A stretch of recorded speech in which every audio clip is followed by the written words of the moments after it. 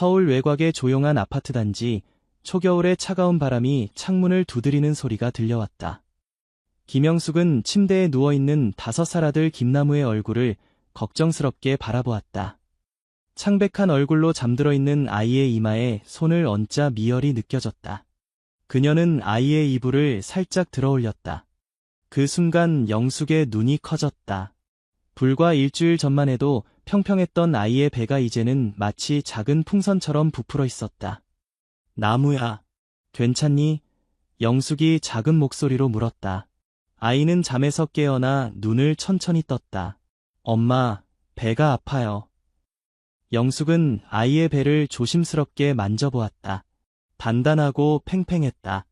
처음에는 단순히 과식이나 소화불량이라고 생각했지만 이제는 그런 단순한 문제가 아니라는 것을 직감했다. 오늘은 좀 어때? 어제보다 나아. 영숙이 희망을 담아 물었다.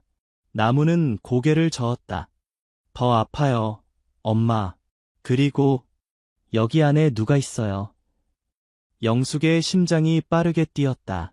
아이의 말이 단순한 상상인지 아니면 무언가 심각한 문제의 신호인지 구분할 수 없었다. 남편 이준호는 아직 출장 중이었다. 그녀는 시어머니에게 전화를 걸었다. 어머니, 나무가 계속 배가 아프다고 해요. 어제보다 더 심해진 것 같아요. 배도 더 불러 보여요. 오늘 소아과에 데려가봐. 괜히 기다리다가 더 나빠질 수 있어. 시어머니의 목소리에 걱정이 묻어났다. 영숙은 서둘러 아이를 준비시켰다. 동네 소아과 박철민 의사는 나무의 배를 검사한 후 즉시 대학병원으로 가볼 것을 권했다. 의사의 표정에서 심각함을 읽은 영숙은 곧바로 서울대학교병원으로 향했다. 병원에서의 첫날은 끝없는 검사의 연속이었다. 혈액검사, 소변검사, 초음파, CT스캔. 영숙은 하얀 복도에서 초조하게 기다렸다. 마침내 소아외과 전문의인 정민호 교수가 다가왔다. 김영숙 씨, 나무의 상태가 상당히 특이합니다. 무슨 말씀이세요? 나무에게 무슨 일이 생긴 거예요? 영숙의 목소리가 떨렸다. CT스캔 결과를 보니 나무의 복부에 상당히 크기의 종양이 있습니다. 하지만 일반적인 종양과는 달라 보입니다. 더 정밀한 검사가 필요해요. 영숙은 눈물을 참으며 고개를 끄덕였다. 그녀는 나무를 바라보았다. 아이는 검사 후 지쳐 병실 침대에서 잠들어 있었다. 작은 얼굴이 창백했고 손가락은 이불을 꼭 쥐고 있었다. 영숙은 병실 의자에 앉아 나무를 지켜보았다. 밤이 깊어갔다. 병원의 조용한 소리만이 들렸다. 간호사들이 가끔 들어와 나무의 상태를 확인하고 나갔다. 영숙은 졸음을 참으며 아이의 손을 잡았다. 엄마가 여기 있어. 나무야. 걱정하지 마. 다 괜찮아질 거야. 그러나 그녀의 마음속에서는 불안함이 커져갔다. 일반적인 종양과 다르다는 정 교수의 말이 계속 머릿속에 맴돌았다. 그것이 무엇을 의미하는지, 나무는 어떤 병에 걸린 것인지, 아이가 얼마나 아픈 것인지, 수많은 질문들이 그녀를 괴롭혔다. 다음 날 MRI 검사 결과가 나왔다. 정 교수는 의사 여러 명과 함께 결과를 검토했다. 그들의 표정은 혼란스러움과 놀라움이 뒤섞여 있었다. 김영숙 씨, 나무의 복부에 있는 것은 한국에서는 매우 희귀한 케이스입니다. 우리는 테네테 증후군을 의심하고 있어요. 테네테요. 그게 무슨? 정 교수가 설명했다. 쌍둥이였던 배아 중 하나가 다른 하나의 체내에 흡수되는 현상입니다. 보통은 태아기에 발견되거나 아니면 완전히 흡수되어 문제가 없는 경우가 대부분인데 나무의 경우는 매우 특이해요. 그 조직이 계속 성장하는 것으로 보입니다. 영숙은 충격에 말을 잇지 못했다. 그녀의 머릿속에 나무가 했던 말이 떠올랐다. 여기 안에 누가 있어요. 아이의 말이 단순한 상상이 아니었던 것이다. 제 아이. 쌍둥이였다는 말씀이세요. 정 교수는 고개를 끄덕였다. 초기에는 쌍둥이였던 것으로 보입니다. 그러나 한 배아가 제대로 발달하지 못하고 다른 배아, 즉 나무의 체내로 흡수된 것 같아요. 문제는 이 흡수된 조직이 지금까지 살아남아 성장하고 있다는 점입니다. 그럼 어떻게 해야 하나요? 정 교수는 계속해서 말했다. 수술이 필요합니다. 그 조직을 제거해야 나무의 건강이 회복될 수 있어요. 영숙은 남편 준호에게 전화를 걸었다. 준호는 다음날 아침 비행기로 바로 돌아오기로 했다. 그날 밤 영숙은 병원 침대 옆에서 잠든 나무를 바라보며 눈물을 흘렸다. 우리 아이 안에 다른 아이가 있다니. 생각만으로도 머리가 어지러웠다. 그녀는 나무의 임신 중에 특별한 일이 있었는지 회상해 보았다. 임신 초기에 약간의 출혈이 있었고 의사는 쌍둥이였을 가능성이 있다고 언급했었다. 그러나 그 이후 초음파에서는 하나의 태아만 보였고 그들은 그 이야기를 잊어버렸다. 그때 이미 한 아이가 다른 아이를 흡수하고 있었던 것일까? 영숙은 자신도 모르게 나무의 배에 손을 얹었다. 그녀는 무언가를 느낄 수 있을 것 같았다. 마치 거기에 정말로 다른 누군가가 있는 것처럼. 엄마. 나무가 잠에서 깨어 작은 목소리로 불렀다. 응, 우리 아가. 괜찮아. 배 속에 있는 아이가 무서워해요. 어둡다고 해요. 영숙은 숨을 들이쉬었다. 나무의 말이 그저 아이의 상상력일 뿐이라고 생각하고 싶었지만 정 교수의 설명 이후로는 그렇게 단순하게 넘길 수가 없었다. 나무야, 그 아이에 대해 더 말해줄래? 나무는 잠시 생각하더니 말했다. 그 아이는 나랑 비슷해요. 근데 혼자 있어서 외로워해요. 가끔 제게 말해요. 같이 놀고 싶대요. 영숙은 몸을 떨었다. 이것이 그저 아이의 상상인지 아니면 정말로 무언가를 감지하고 있는 것인지 알 수 없었다. 준호가 도착한 날 수술이 예정되어 있었다. 의료진은 최대한의 주의를 기울여 수술을 준비했다. 나무는 마취 전에 엄마 아빠에게 말했다. 엄마, 아빠, 걱정하지 마세요. 제 안에 있는 아이도 무서워해요. 저한테 말했어요. 자기는 나쁜 아이가 아니라고. 그냥 갈 곳이 없대요. 준호와 영숙은 서로를 바라보았다. 아이의 말에 섬뜩함과 슬픔이 동시에 느껴졌다. 수술실로 들어가기 전 정 교수가 부모에게 다가왔다. 이번 수술은 매우 복잡할 수 있습니다. 테네테 조직이 나무의 여러 장기와 혈관에 연결되어 있을 가능성이 높아요. 최대한 조심스럽게 진행하겠지만 예상치 못한 상황이 발생할 수도 있다는 점을 알아주세요.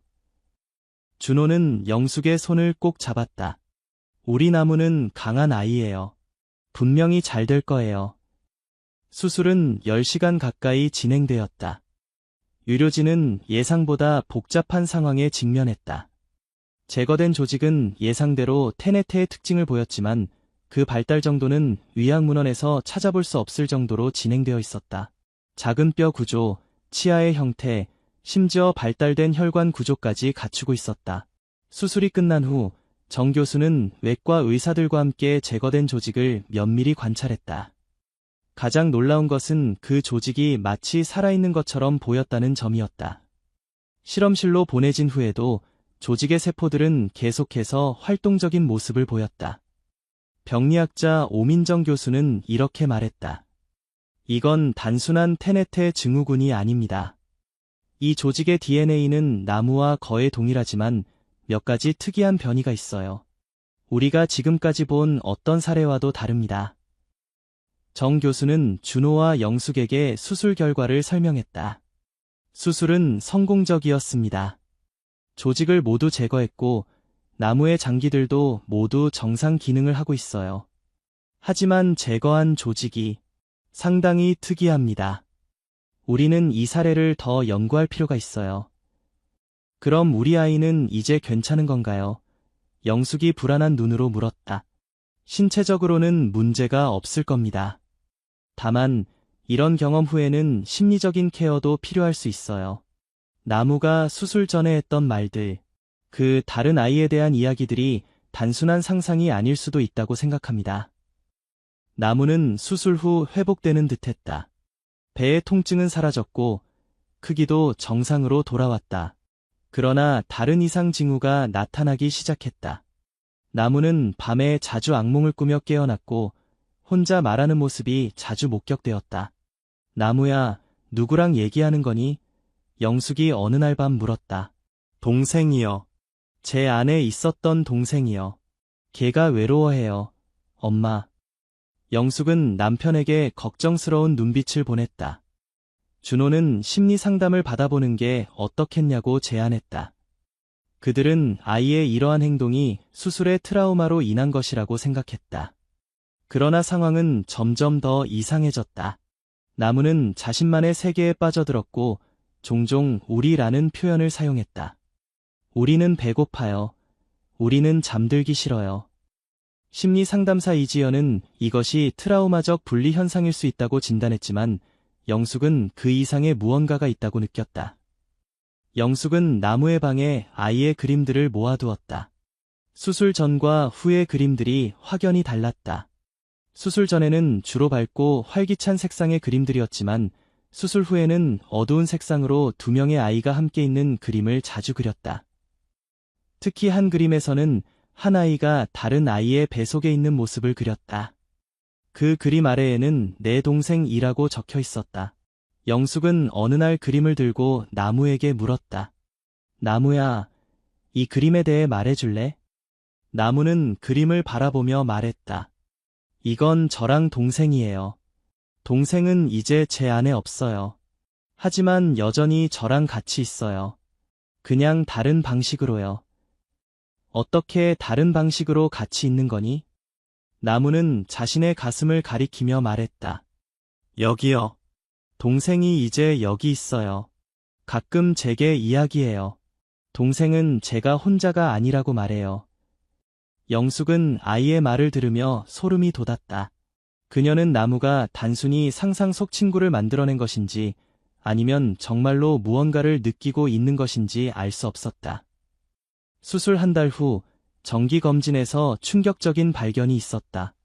초음파 검사에서 나무의 복부에 다시 작은 덩어리가 보이기 시작했다. 의사들은 혼란스러워했다. 이론적으로는 불가능한 일이었다. 모든 조직이 완전히 제거되었는데 어떻게 다시 나타날 수 있단 말인가?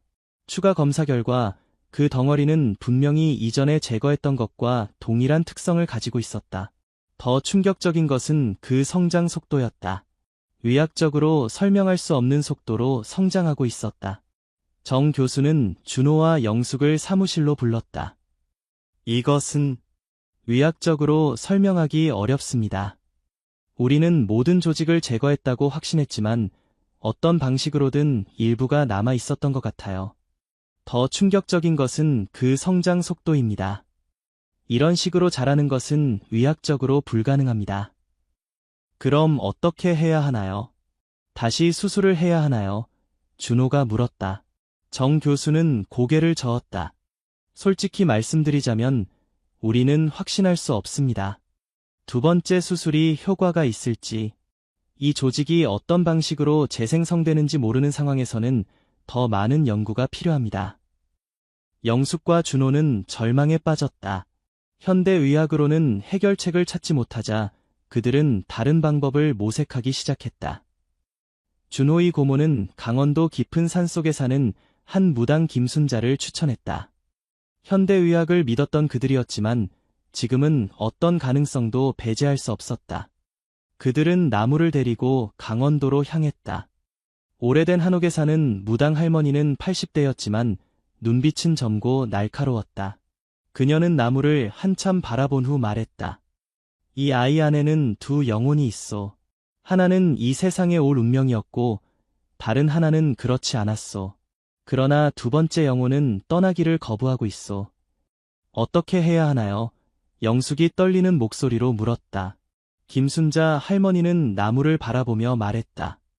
내 안에 있는 친구가 왜 떠나지 않는지 물어봐라. 나무는 잠시 눈을 감더니 나지막하게 대답했다. 외롭대요. 갈 곳이 없대요. 무섭대요. 김순자 할머니가 말했다. 내 동생은 이 세상에 올 운명이 아니었다. 그 아이는 이곳에 있으면 안 되는 영혼이야. 내가 그 아이를 보내줘야 해. 어떡해요? 나무가 물었다. 내 마음으로 말해줘.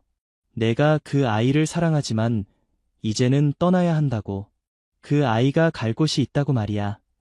그날 밤 가족은 한옥방에서 묵었다. 밤중에 영숙은 나무가 자면서 중얼거리는 소리에 깨어났다. 괜찮아. 무서워하지 마. 넌 나쁜 아이가 아니야. 그냥 내가 갈 곳이 여기가 아닌 거야. 난 너를 잊지 않을게. 다음 날 아침, 나무는 평소보다 훨씬 밝고 활기찬 모습이었다. 엄마, 아빠, 동생이 이제 괜찮대요. 떠날 준비가 됐대요. 서울로 돌아온 후 그들은 즉시 병원으로 향했다. 놀랍게도 초음파 검사에서 그 덩어리는 완전히 사라졌다. 의사들은 의학적으로 설명할 수 없는 일이라며 당혹스러워했다. 정 교수는 믿을 수 없다는 눈으로 결과를 확인했다. 이것은 의학적 기적입니다. 우리는 이런 일이 어떻게 가능한지 설명할 수 없어요. 그날 밤 나무는 영숙에게 말했다. 엄마, 동생이 정말 착한 아이였어요. 나쁜 아이가 아니었어요. 그냥 외로웠던 거예요. 근데 이제 괜찮아요. 동생이 좋은 곳으로 갔대요. 영숙은 아들을 꼭 안아주었다. 그녀는 완전히 이해할 수는 없었지만 어떤 식으로든 나무가 자신의 쌍둥이와 화해하고 보내준 것 같다는 느낌이 들었다. 몇 주가 지나고 나무는 점차 일상으로 돌아갔다. 유치원에도 다시 다니기 시작했고 친구들과 놀이도 즐겼다. 그러나 그의 행동에는 미묘한 변화가 있었다. 그는 종종 혼자 있을 때 중얼거리는 모습이 목격되었고 밤에는 별을 바라보며 이야기하는 듯한 행동을 보였다. 어느 날 밤 영숙은 나무의 방문 앞에서 아이의 목소리를 들었다. 동생아, 오늘 유치원에서 재미있는 일이 있었어. 우리 선생님이 그림 그리기 대회에서 내 그림을 칭찬하셨어. 내가 그린 건 너와 나였어.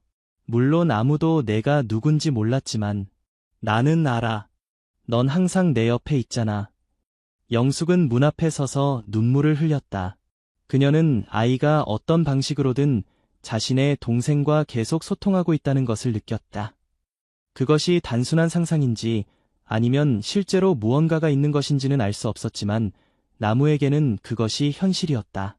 준호는 이 상황을 걱정했다. 우리가 그의 이런 행동을 격려해야 할까요? 이것이 건강한 건가요?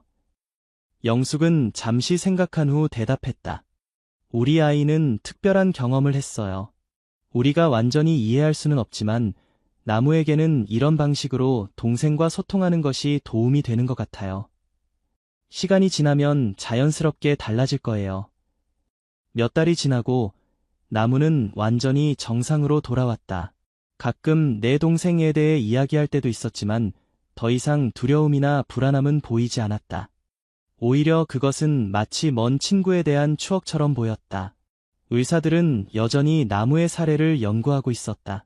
DNA 검사 결과 제거된 조직은 분명 나무의 것과 거의 동일했지만 미세한 차이점이 있었다.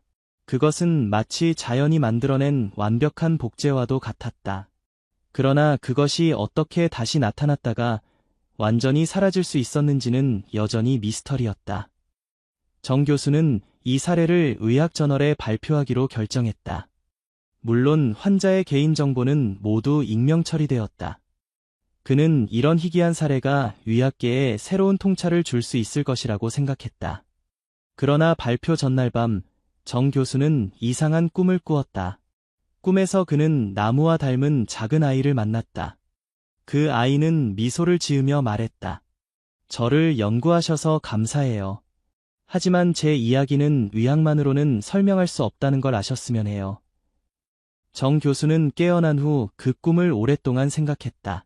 그는 자신이 과학자로서 객관적이어야 한다는 것을 알고 있었지만 이 사례에는 과학으로 설명할 수 없는 무언가가 있다는 느낌을 지울 수 없었다.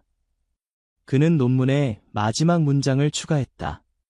이 사례는 현대의학의 한계를 보여주며 우리가 아직 완전히 이해하지 못하는 영역이 있음을 상기시킨다. 영숙과 준호는 나무의 정상적인 생활 복귀를 기뻐했다. 그러나 그들은 여전히 나무가 밤에 혼자 별을 보며 누군가와 대화하는 모습을 종종 발견했다. 영숙은 어느 날 저녁, 별이 특히 밝게 빛나는 밤에 나무에게 물었다. 나무야, 넌 정말 내 동생이랑 이야기하는 거니? 나무는 천진난만한 미소로 대답했다. 네, 엄마. 동생은 이제 별이 되었어요. 저랑 똑같이 생긴 별이요. 밤마다 제게 인사해요. 영숙은 나무의 순수한 믿음을 어떻게 받아들여야 할지 고민했다. 그것이 단순한 아이의 상상인지 아니면 정말로 특별한 연결이 있는 것인지 그녀는 결국 나무의 이야기를 있는 그대로 받아들이기로 했다. 때로는 가장 단순한 설명이 가장 깊은 진실을 담고 있기 때문이었다. 시간이 흘러 나무는 초등학교에 입학했다. 그는 밝고 활기찬 아이로 성장했으며 친구들 사이에서도 인기가 있었다. 그러나 그는 종종 자신만의 세계에 빠지는 듯한 모습을 보였다.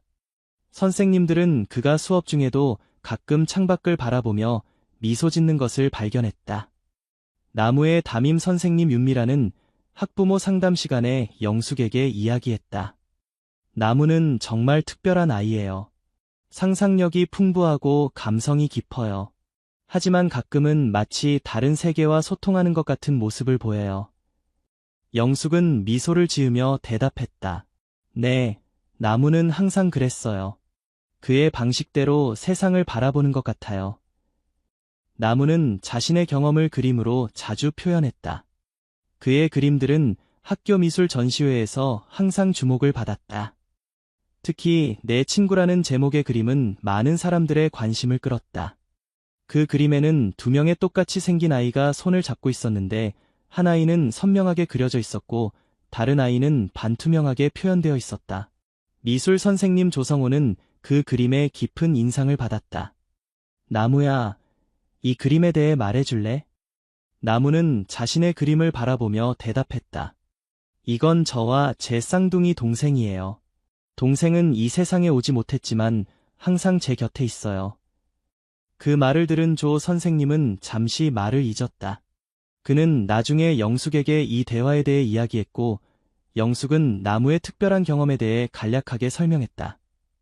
나무는 태어나기 전에 쌍둥이였어요. 하지만 한 아이는 발달하지 못했죠. 나무는 그 동생과 특별한 연결을 가지고 있는 것 같아요. 조 선생님은 깊은 생각에 잠겼다. 그것이 나무의 예술적 감성과 깊은 통찰력의 원천일 수도 있겠네요. 그는 다른 아이들과는 다른 방식으로 세상을 경험하고 있는 것 같아요. 나무가 10살이 되었을 때 그의 동생에 대한 이야기는 점차 줄어들었다. 그는 더 이상 공개적으로 동생과 대화한다고 말하지 않았고 밤에 별을 바라보는 습관도 줄어들었다. 영숙은 이것이 그저 성장 과정의 자연스러운 변화라고 생각했다. 어느 날 저녁, 영숙은 나무에게 물었다. 나무야, 요즘은 동생이랑 이야기하지 않니? 나무는 잠시 생각하더니 대답했다. 가끔 해요, 엄마. 하지만 이제는 말로 하지 않아도 돼요. 우리는 마음으로 이야기해요. 동생은 항상 제 안에 있으니까요. 영숙은 아들의 말에 감동받았다. 그것은 마치 나무가 자신의 동생과의 관계를 더 깊고 내면화된 방식으로 발전시켰다는 것을 의미했다. 준호는 종종 아들의 특별한 경험에 대해 고민했다. 영숙아, 나무의 이런 믿음이 커서도 계속될까? 영숙은 미소를 지으며 대답했다. 그것이 중요할까요? 나무에게 그의 동생은 실제하는 존재예요. 그리고 그 존재가 나무에게 위안과 힘을 준다면 그것이 가장 중요한 거죠. 나무가 중학교에 들어갔을 때 그는 과학에 특별한 관심을 보이기 시작했다. 특히 천문학과 우주에 관한 모든 것을 좋아했다. 그는 망원경을 사달라고 부모에게 조르기도 했다. 별을 더 가까이서 보고 싶어요. 영숙과 준호는 나무의 열정을 지원하기 위해 좋은 망원경을 선물했다. 나무는 밤마다 자신의 방 창문에서 별들을 관찰했다. 그는 종종 특정한 별을 오랫동안 바라보곤 했다. 한 번은 영숙이 물었다. 그 별이 특별한 거니? 나무는 고개를 끄덕였다. 네, 엄마. 그 별이 동생이에요. 가장 밝게 빛나는 별이요. 영숙은 아들의 손을 잡았다. 그녀는 더 이상 질문하지 않았다. 나무의 믿음은 그에게 특별한 의미가 있었고 그것이 중요했다. 나무가 고등학교에 진학했을 때 그는 의학에 관심을 갖기 시작했다. 특히 태아 발달과 유전학 분야에 깊은 호기심을 보였다. 그는 종종 도서관에서 관련 책들을 빌려 읽었고 인터넷으로 의학 논문들을 찾아보기도 했다. 준호는 어느 날 아들에게 물었다. 의사가 되고 싶니? 나무는 잠시 생각하더니 대답했다. 네, 아빠. 저는 저처럼 특별한 경험을 한 아이들을 돕고 싶어요. 그들이 자신의 경험을 이해하고 받아들일 수 있도록요. 준호는 깊은 감동을 느꼈다. 그의 아들은 자신의 독특한 경험을 통해 다른 사람들을 돕는 방법을 찾고 있었다. 나무는 대학에서 의학을 공부하기 시작했다. 그는 특히 소아과에 관심이 있었고 그 중에서도 테네테 증후군과 같은 희귀한 사례들을 연구하고 싶어 했다. 그의 열정과 독특한 통찰력은 교수들에게도 인정받았다. 대학 3학년 때 나무는 자신의 사례를 연구 주제로 삼았다. 그는 자신의 의료 기록을 검토하고 정민호 교수를 만나 인터뷰를 진행했다. 정 교수는 이제 은퇴를 앞두고 있었지만 나무의 사례를 여전히 생생하게 기억하고 있었다.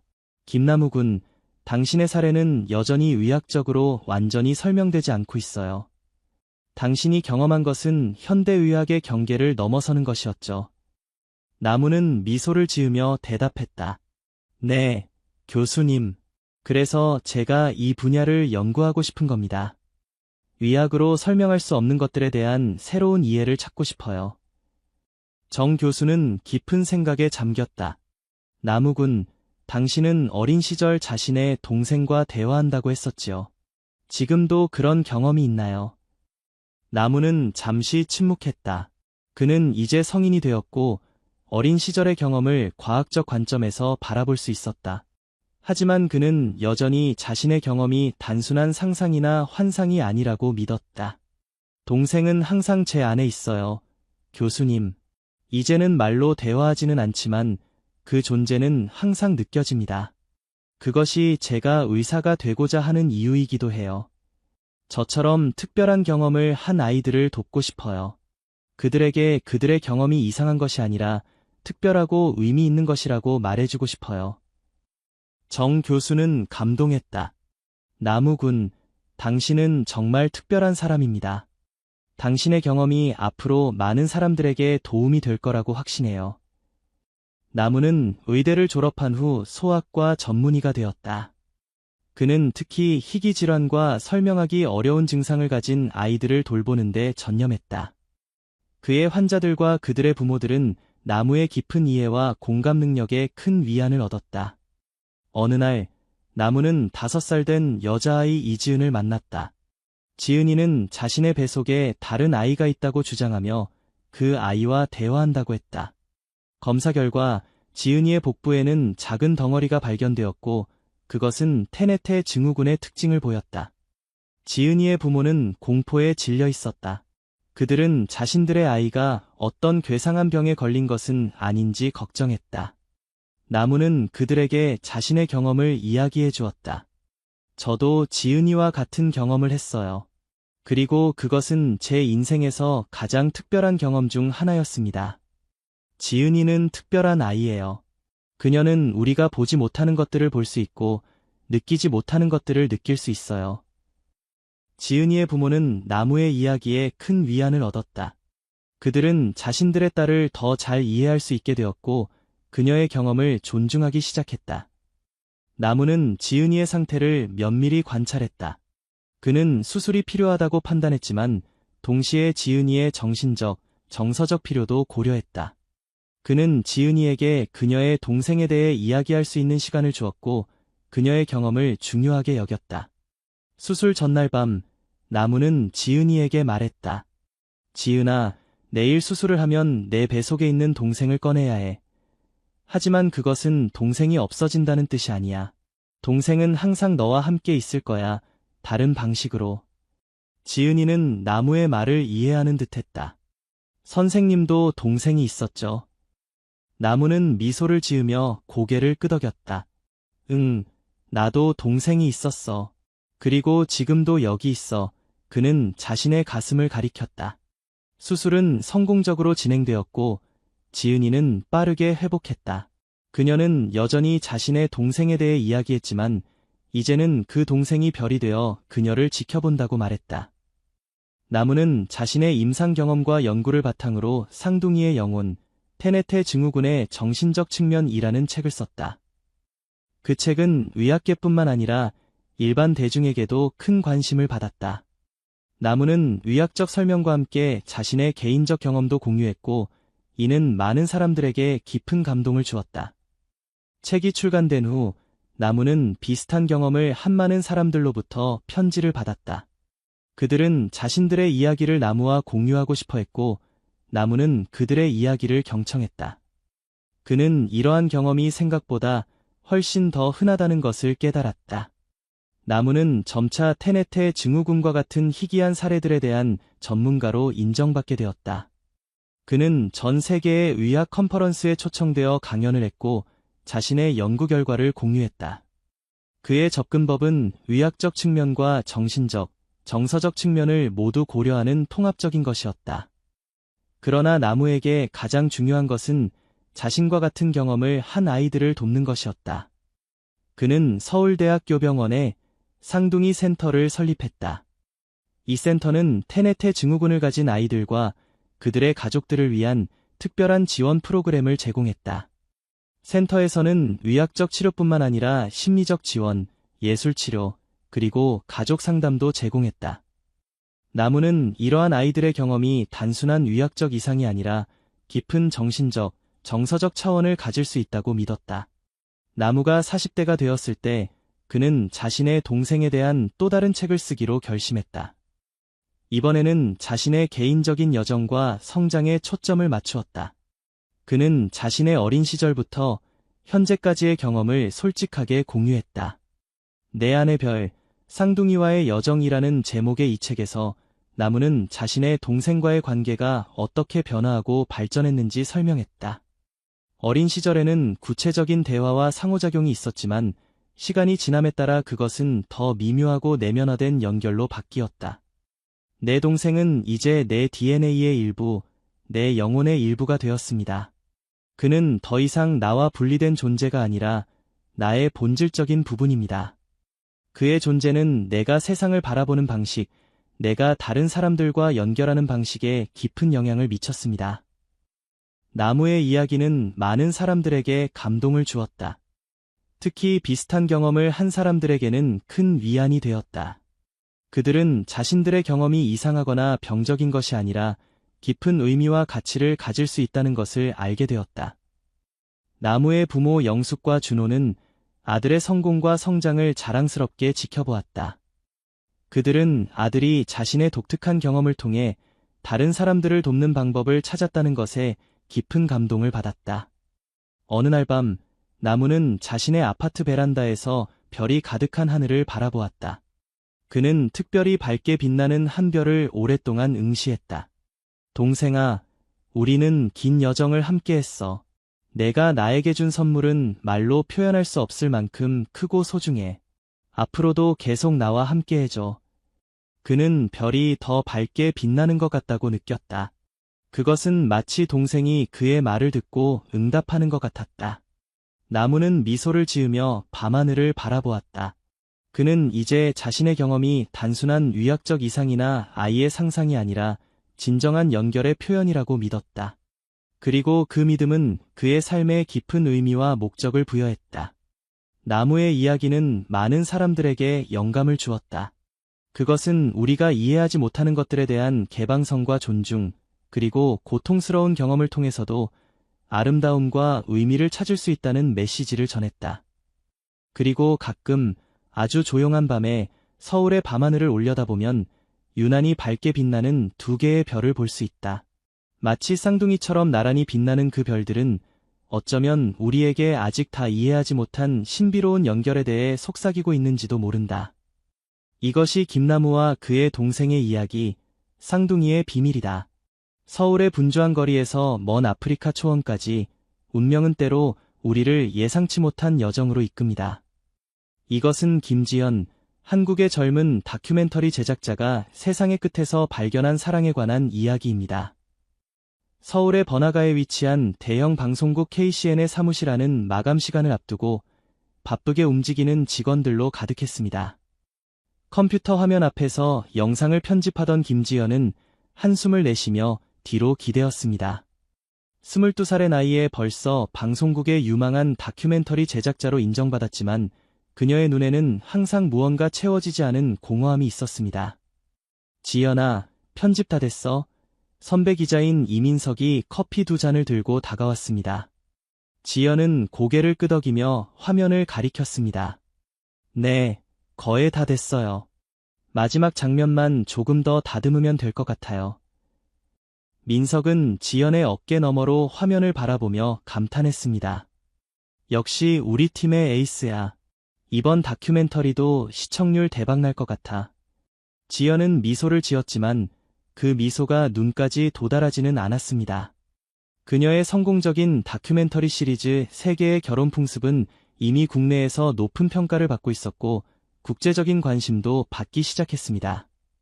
하지만 다른 사람들의 사랑과 결혼에 대해 취재하면서도 정작 지연 자신은 진정한 사랑을 경험해보지 못했습니다. 사무실을 떠나 집으로 향하는 지하철에서 지연은 창밖으로 흐르는 서울의 밤 풍경을 바라보았습니다. 화려한 네온 사인과 빌딩 불빛들, 그리고 손을 잡고 걸어가는 연인들. 그녀는 자신의 텅 빈 아파트로 돌아가는 것이 갑자기 더욱 외롭게 느껴졌습니다. 집에 도착한 지연은 편안한 옷으로 갈아입고 소파에 몸을 던졌습니다. 태블릿을 켜고 다음 다큐멘터리 주제에 대한 자료를 검색하기 시작했습니다. 그녀의 시선을 사로잡은 것은 남아프리카의 한 작은 부족에 관한 기사였습니다. 그 부족은 여전히 독특한 결혼 풍습을 유지하고 있었고 그 중에는 일부 다부제, 팔리엔들이 도 포함되어 있었습니다. 이거야. 지연은 흥미롭게 기사를 읽어내려갔습니다. 새로운 아이디어가 그녀의 마음속에서 싹트기 시작했습니다. 이런 독특한 결혼 문화가 현대사회에서 어떻게 유지되고 있는지, 그리고 그것이 실제로 어떻게 기능하는지에 대한 호기심이 그녀를 사로잡았습니다. 다음 날 아침, 지연은 팀장인 박성준에게 새로운 다큐멘터리 제안서를 제출했습니다. 남아프리카의 현대적 다부제, 전통과 현실 사이라는 제목의 기획안이었습니다. 이거 굉장히 흥미로운데, 성준은 제안서를 읽으며 말했습니다. 하지만 위험할 수도 있어. 먼 지역이고 혼자 가기에는. 지연은 자신감 있게 대답했습니다. 걱정 마세요. 철저히 준비할게요. 그리고 현지 가이드도 고용할 거니까 안전에는 문제 없을 거예요. 성준은 잠시 고민하다가 고개를 끄덕였습니다. 알았어. 허가는 내줄게. 하지만 항상 본사와 연락을 유지하고 위험한 상황이 생기면 즉시 철수해야 해. 지연의 얼굴에 기쁨이 번졌습니다. 이번 취재는 단순한 직업적 호기심을 넘어 그녀의 삶을 영원히 바꿀 여정의 시작이 될 것이라는 것을 그때는 알지 못했습니다. 남아프리카 요하네스버그 공항에 발을 디딘 지연은 이미 서울과는 완전히 다른 세계에 온 것 같은 느낌을 받았습니다.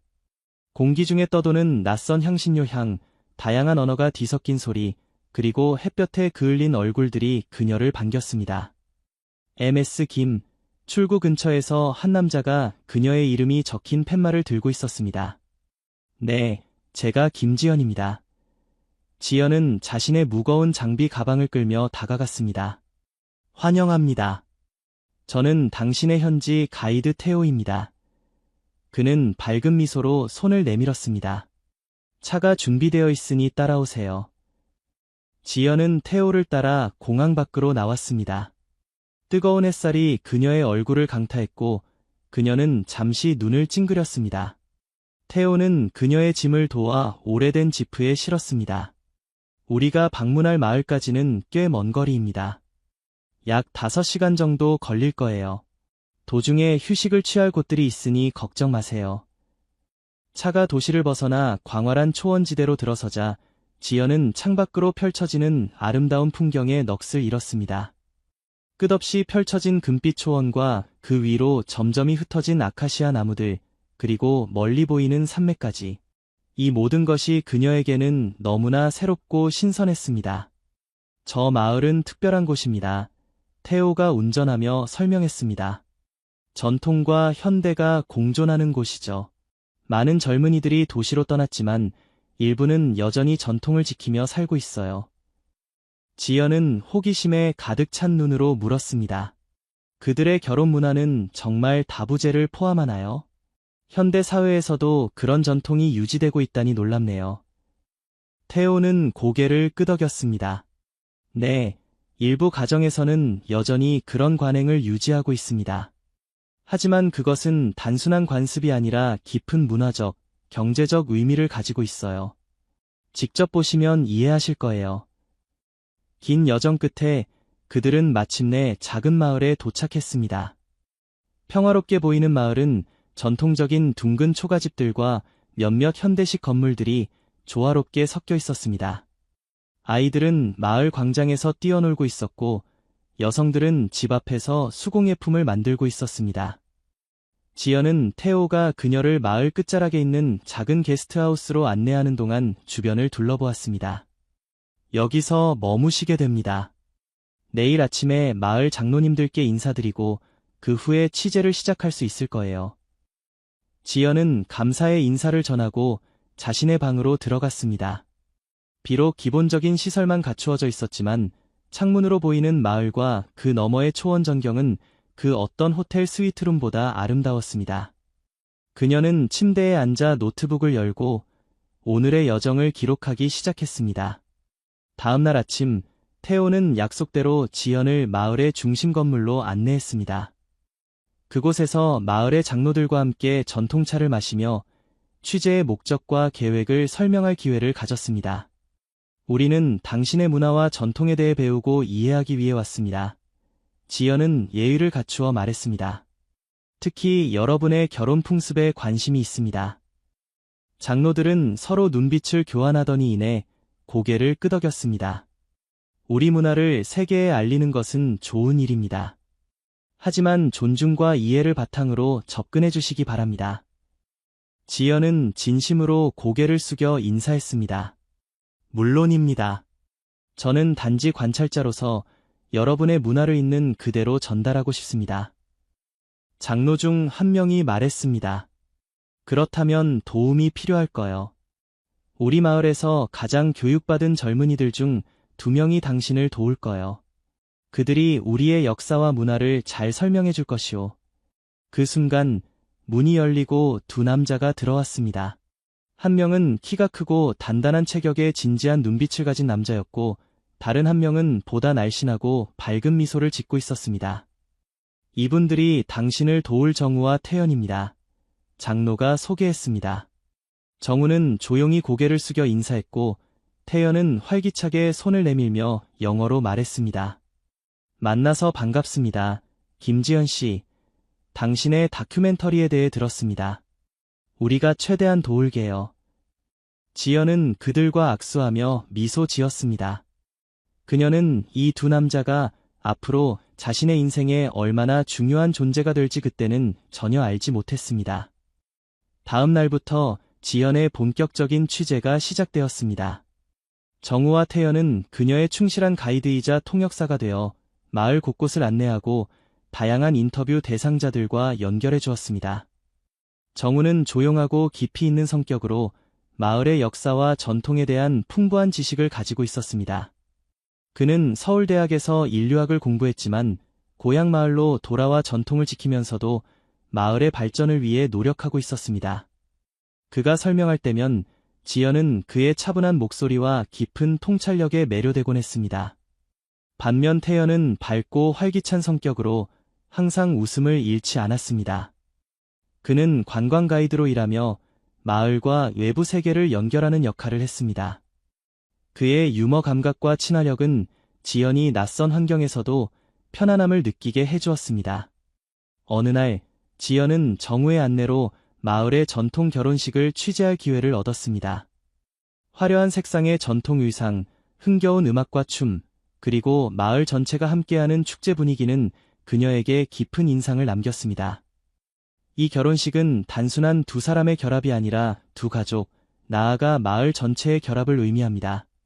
정우가 조용히 설명했습니다. 우리 문화에서 결혼은 개인적인 것이 아니라 공동체적인 것이죠.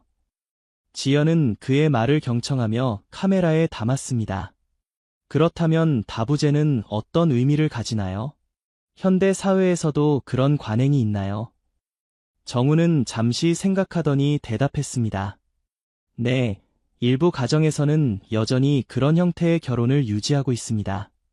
역사적으로 그것은 경제적 이유와 생존 전략이었지만 오늘날에는 선택의 문제가 되었죠. 사랑과 합의를 바탕으로 하는 관계라면 형태는 중요하지 않다고 생각하는 사람들도 있습니다. 그의 진지한 설명을 들으며 지연은 문득 자신의 삶을 돌아보았습니다. 서울에서의 바쁜 일상, 성공적인 커리어, 그러나 항상 무언가 부족했던 그 감정. 그녀는 여기, 이 낯선 땅에서 자신이 찾고 있던 것이 무엇인지 조금씩 깨닫기 시작했습니다. 다음 날, 태연은 지연을 데리고 마을 근처의 아름다운 호수로 향했습니다. 오늘은 좀 쉬어야 해요. 계속 일만 하면 진짜 아프리카의 아름다움을 놓치게 될 거예요. 호수 주변을 산책하며 태연은 자신의 이야기를 들려주었습니다.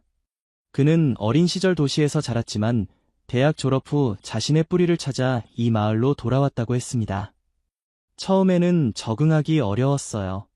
하지만 이곳의 평화로움과 공동체 의식이 저를 변화시켰죠. 이제는 이곳을 떠날 수 없을 것 같아요. 지연은 미소 지으며 그의 이야기에 귀 기울였습니다. 태연의 밝은 에너지와 삶에 대한 열정은 그녀에게 신선한 활력을 불어넣었습니다. 당신은 어때요? 태연이 갑자기 물었습니다. 한국에서의 삶은 어떤가요? 남자친구는 있어요. 지연은 잠시 당황했지만 솔직하게 대답했습니다. 제 삶은 바쁘죠. 항상 일에 몰두하다 보니 개인적인 관계는 뒷전이었어요. 남자친구는 없어요. 시간이 없었거든요. 태연은 그녀를 이해하는 듯 고개를 끄덕였습니다. 일에 열정을 갖는 건 좋은 일이지만 때로는 멈춰서 주변을 둘러보는 것도 중요해요. 여기 있는 동안만이라도 모든 걱정을 내려놓고 진짜 지연 씨를 발견해보는 건 어떨까요? 그의 말은 지연의 마음 깊은 곳을 건드렸습니다. 그녀는 태연의 말이 단순한 친절을 넘어 무언가 더 깊은 의미를 담고 있다는 것을 느꼈지만 그 감정을 곧바로 인정하기는 어려웠습니다. 그날 밤 지연은 자신의 방에서 노트북에 그날의 취재 내용을 정리하며 생각에 잠겼습니다. 정우의 깊이 있는 통찰력과 태연의 밝은 에너지, 그 둘은 완전히 다르지만 이상하게도 서로를 보완하는 것 같았습니다. 그리고 그녀는 자신이 그 두 사람 모두에게 이끌리고 있다는 사실을 부정할 수 없었습니다. 이건 말도 안 돼. 그녀는 혼잣말로 중얼거렸습니다. 난 여기 일하러 온 거야. 감정에 휘둘릴 시간이 없어. 하지만 그녀의 마음은 이미 새로운 가능성으로 열리기 시작했습니다. 취재 활동이 본격화되면서 지연은 정우와 태연과 더 많은 시간을 보내게 되었습니다. 그들 셋은 마을 곳곳을 함께 다니며 다양한 가정을 방문하고 인터뷰를 진행했습니다. 특히 다부제 가정의 일상을 취재하면서 지연은 자신이 이전에 가지고 있던 편견이 서서히 무너지는 것을 느꼈습니다. 어느 날 그들은 마을에서 가장 오래된 다부제 가정 중 하나를 방문했습니다. 그 가정의 여성 아리는 2명의 남편과 함께 살고 있었고 그들은 함께 여러 명의 자녀를 키우고 있었습니다. 어떻게 이런 관계를 유지할 수 있나요? 지연은 조심스럽게 질문했습니다. 갈등이나 질투가 없나요? 아리는 미소를 지으며 대답했습니다. 물론 갈등이 없다고 말할 수는 없어요. 모든 관계에는 도전이 있죠. 하지만 중요한 것은 소통과 존중, 그리고 서로에 대한 깊은 이해예요. 우리는 각자의 역할이 있고 서로를 보완합니다. 한 사람이 모든 것을 줄 수는 없어요. 우리는 함께일 때 더 강해집니다. 그녀의 말을 통역하던 정우는 잠시 생각에 잠기더니 덧붙였습니다. 우리 문화에서는 가족이 단순한 혈연 관계를 넘어 더 넓은 의미를 가져요. 함께 살아가는 사람들, 서로를 돌보고 지지하는 사람들이 바로 가족이죠. 지연은 그들의 말을 경청하며 깊은 생각에 빠졌습니다. 그녀가 늘 당연하게 여겼던 정상적인 관계와 가족의 형태가 사실은 문화적, 사회적 구성물에 불과하다는 깨달음이 그녀를 강타했습니다. 취재를 마치고 돌아오는 길에 태연이 즐겁게 제안했습니다. 오늘 밤 마을에서 작은 축제가 있어요. 이곳의 전통 음악과 춤을 볼 수 있는 좋은 기회죠. 함께 가실래요? 지연은 기쁘게 수락했고 정우도 그들과 함께하기로 했습니다. 저녁이 되자 마을 광장은 모닥불과 음악 소리로 가득 찼습니다. 마을 사람들은 원을 그리며 춤을 추고 있었고 그 분위기는 지연에게 새롭고도 매혹적이었습니다. 태연은 망설임 없이 지연의 손을 잡고 춤의 원 안으로 이끌었습니다. 걱정하지 마세요. 그냥 느낌대로 따라하면 돼요. 처음에는 어색했지만 곧 지연도 음악의 리듬에 몸을 맡기고 춤을 추기 시작했습니다. 태연의 밝은 웃음과 에너지는 그녀를 자유롭게 만들었고 잠시 후 정우도 그들 옆에 합류했습니다. 비록 정우의 움직임은 태연만큼 자유롭지 않았지만 그의 진지한 눈빛과 조용한 미소는 지연의 마음을 따뜻하게 만들었습니다. 밤이 깊어가고 축제의 열기가 조금씩 가라앉기 시작했습니다. 세 사람은 모닥불 주변에 앉아 이야기를 나누었습니다. 지연은 자신이 오랫동안 느껴보지 못한 편안함과 행복을 느꼈습니다. 내일은 어디를 가볼까요? 태연이 물었습니다. 정우가 조용히 제안했습니다. 근처 산으로 가볼까요? 그곳에서 보는 일출은 정말 아름다워요. 지연은 두 사람을 번갈아 바라보며 미소 지었습니다. 둘 다 좋은 생각이네요. 함께 가면 더 좋을 것 같아요. 그 순간 지연은 자신의 마음이 이 두 남자 사이에서 나뉘고 있다는 것을 인정할 수밖에 없었습니다. 정우의 깊은 지혜와 차분함은 그녀에게 안정감을 주었고 태연의 밝은 에너지와 삶에 대한 열정은 그녀의 마음을 들뜨게 했습니다. 그들은 너무나 달랐지만 동시에 서로를 완벽하게 보완하는 것 같았습니다. 이런 감정을 어떻게 해야 할까? 그날 밤 자신의 방으로 돌아온 지연은 혼란스러운 마음으로 침대에 누웠습니다. 그녀는 지금까지 자신의 일과 커리어에만 집중해왔고 이런 복잡한 감정은 처음이었습니다. 더구나 두 사람 모두에게 끌린다는 사실은 그녀를 더욱 혼란스럽게 만들었습니다. 서울로 돌아가야 할 날이 점점 다가오고 있었습니다. 지연은 자신이 내려야 할 결정에 대해 생각하며 밤하늘의 별들을 바라보았습니다. 이곳에서의 경험은 이미 그녀의 세계관을 크게 바꾸어 놓았고 이제 그녀는 자신이 진정으로 원하는 것이 무엇인지 깊이 고민하기 시작했습니다. 아침 일찍 정우와 태연은 약속대로 지연을 데리러 왔습니다. 그들은 함께 마을 근처의 산으로 향했습니다. 새벽의 차가운 공기가 그들의 얼굴을 스치고 점점 밝아지는 하늘은 곧 있을 일출을 예고하고 있었습니다. 산을 오르는 동안 정우는 지연에게 마을의 역사와 산에 얽힌 전설들을 들려주었습니다. 그의 깊은 지식과 조용한 열정은 지연을 매료시켰습니다. 한편 태연은 때때로 농담을 던지며 분위기를 밝게 만들었고 가파른 길에서는 항상 지연을 먼저 생각하며 손을 내밀어 도와주었습니다. 정상에 도착했을 때 태양은 막 지평선 위로 모습을 드러내기 시작했습니다. 붉은 빛이 천천히 퍼져나가며 대지를 황금빛으로 물들이는 광경은 지연이 평생 잊지 못할 장면이었습니다. 아름답네요. 지연은 숨을 죽이며 말했습니다. 정우가 조용히 대답했습니다. 이 장면을 보면 항상 우리가 자연의 일부라는 것을 느끼게 됩니다. 우리의 모든 걱정과 고민이 얼마나 작은 것인지 깨닫게 되죠. 태연은 미소를 지으며 덧붙였습니다. 그리고 새로운 하루가 시작된다는 희망도 주죠. 매일이 새로운 가능성의 시작이니까요. 지연은 두 사람의 말에 깊이 공감했습니다. 그들 셋은 나란히 앉아 침묵 속에서 일출을 감상했습니다. 그 순간 지연은 이 두 남자와 함께 있을 때 느끼는 완전함과 평화로움을 강하게 느꼈습니다. 그것은 마치 퍼즐의 조각들이 완벽하게 맞아떨어지는 것 같았습니다. 하산하는 길에 태연이 갑자기 물었습니다. 지연 씨, 취재는 언제 끝나나요? 서울로 돌아갈 계획이신가요? 지연은 잠시 멈추어 서서 두 사람을 바라보았습니다. 원래는 이번 주말에 돌아갈 예정이었어요. 하지만 조금 더 연장할 수도 있을 것 같아요.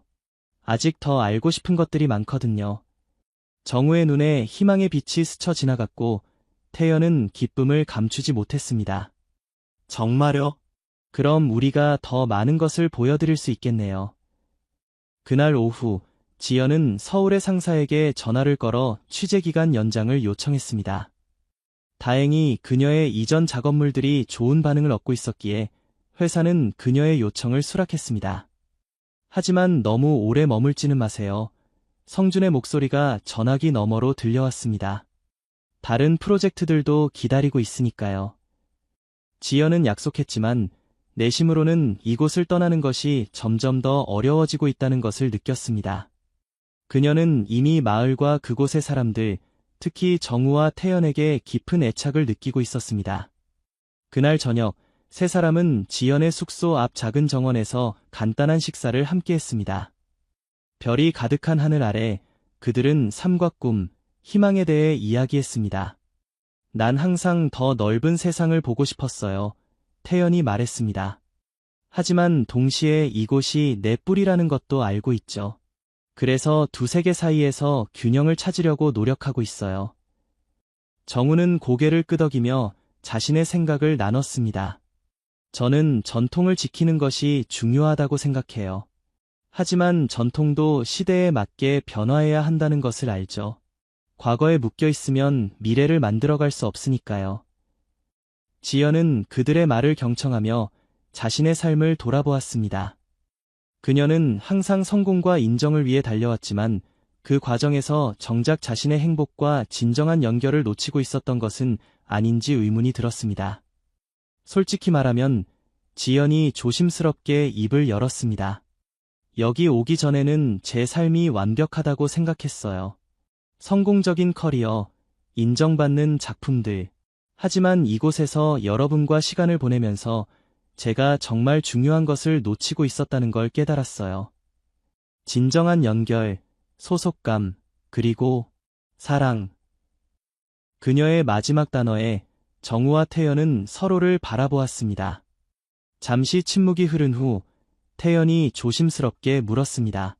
지연 씨, 혹시 우리에게 특별한 감정이 있으신가요? 지연은 깊게 숨을 들이마시고 용기를 내어 대답했습니다. 네, 그런 것 같아요. 하지만 이상하게도 한 사람에게만이 아니라 두 분 모두에게요. 그녀의 고백에 두 남자는 놀란 표정을 지었습니다. 하지만 그것은 불편함이나 거부감이 아닌 이해와 공감이 섞인 놀라움이었습니다.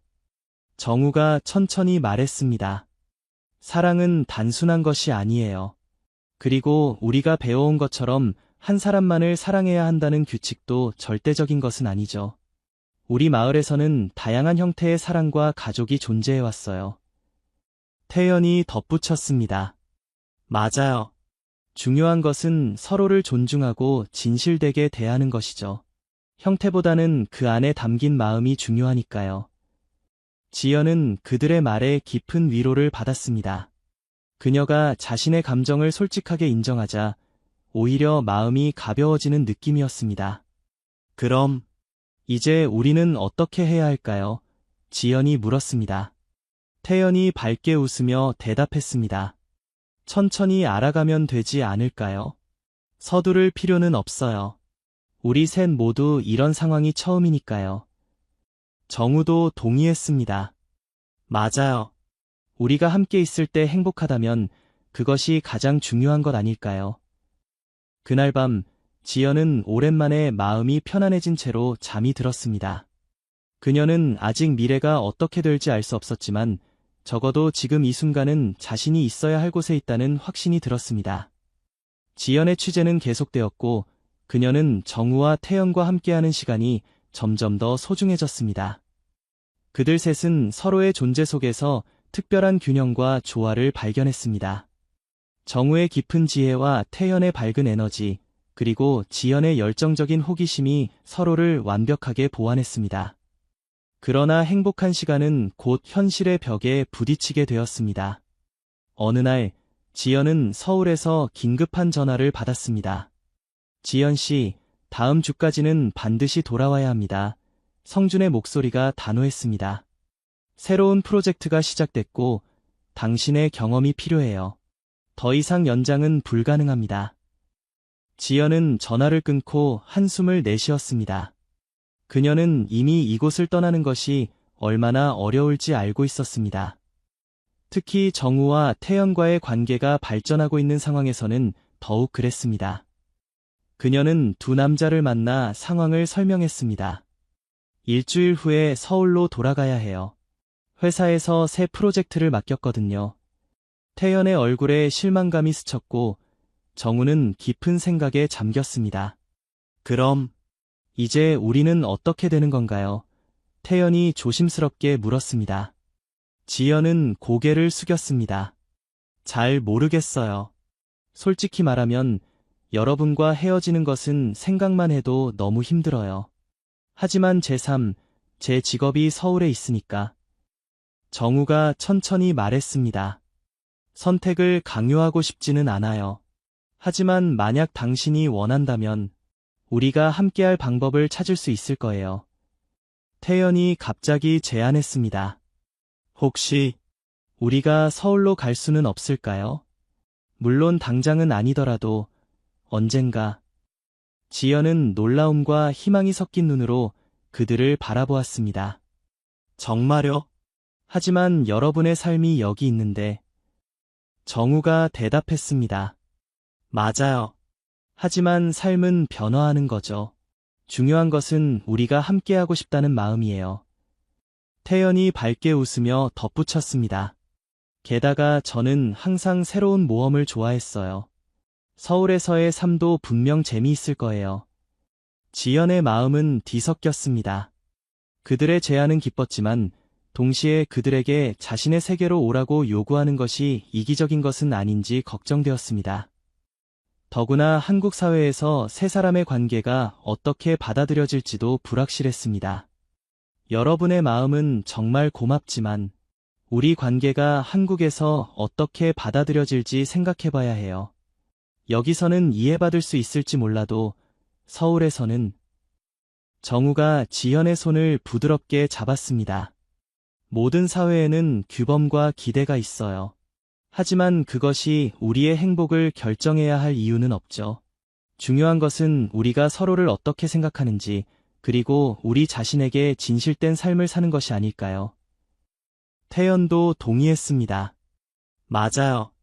물론 쉽지는 않겠지만 우리가 함께라면 어떤 어려움도 이겨낼 수 있을 거예요. 그들의 말에 지연은 깊은 감동을 받았습니다. 이 두 남자의 용기와 헌신이 그녀에게 새로운 희망을 주었습니다. 그럼 한 가지 제안이 있어요. 지연이 말했습니다. 제가 서울로 돌아가서 일을 정리하는 동안 여러분은 여기서 준비를 하세요. 그리고 몇 개월 후에 제가 다시 올게요. 그때 우리가 진정으로 원하는 것이 무엇인지, 그리고 어떻게 해야 할지 함께 결정해요. 정우와 태연은 서로를 바라본 후 지연의 제안에 동의했습니다. 그것은 쉬운 결정이 아니었지만 그들은 이 관계가 충분히 가치 있다고 느꼈습니다. 남은 일주일 동안 세 사람은 가능한 한 많은 시간을 함께 보냈습니다. 그들은 마을의 아름다운 장소들을 방문하고 깊은 대화를 나누며 서로에 대해 더 많이 알아갔습니다. 지연은 그들과 함께하는 매 순간이 더욱 소중하게 느껴졌습니다.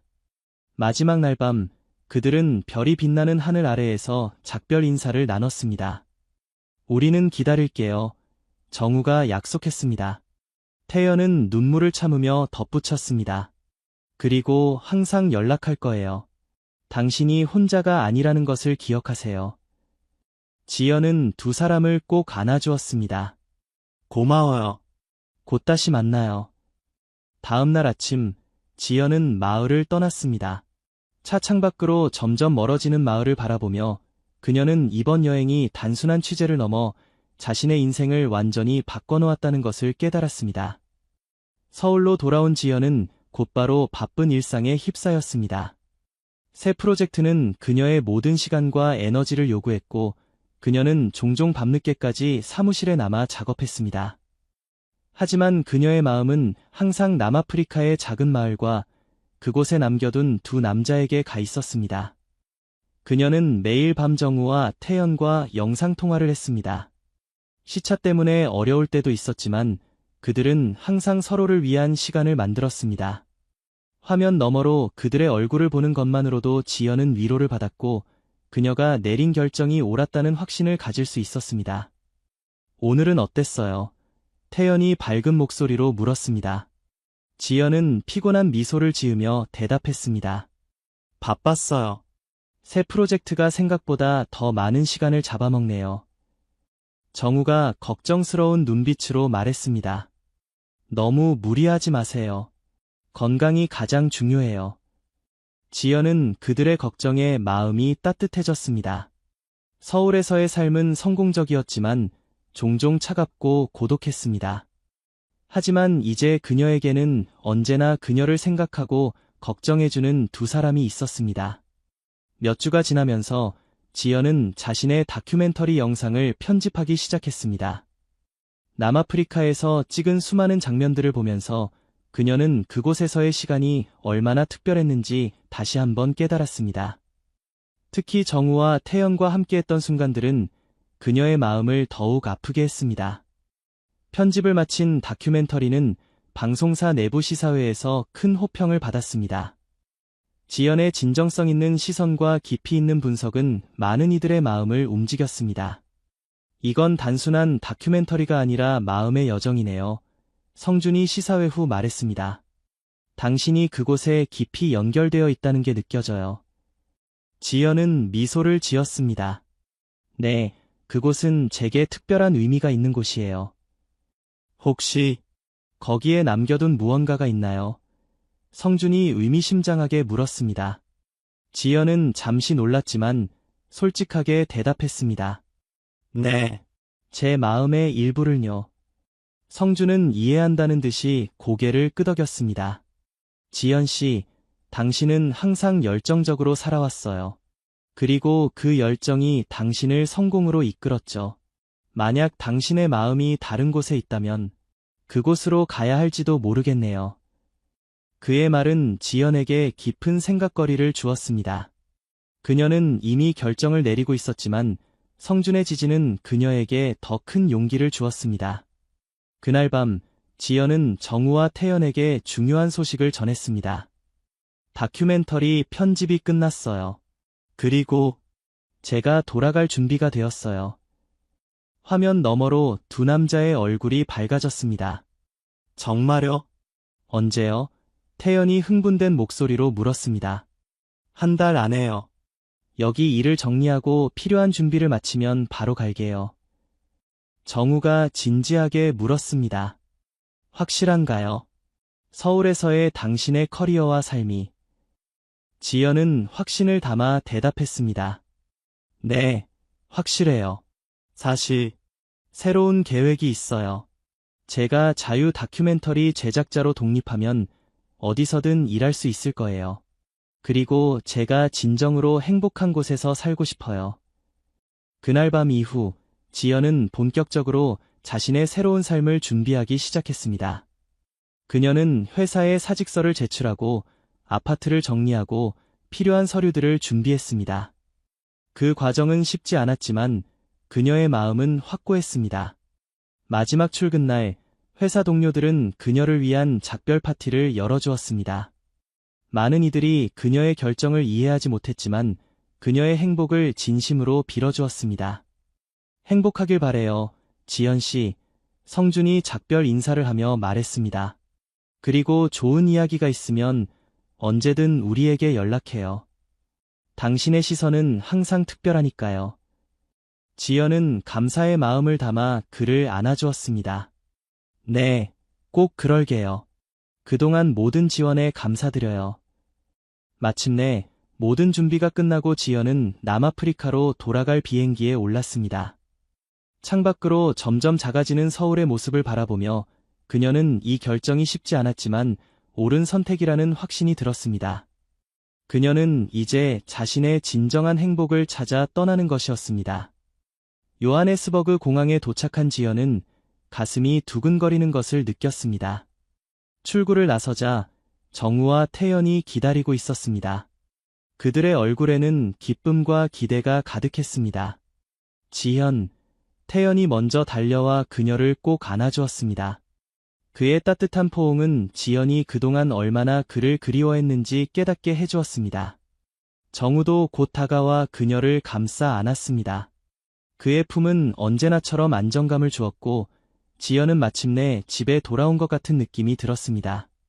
정말 왔네요. 정우가 감동에 젖은 목소리로 말했습니다.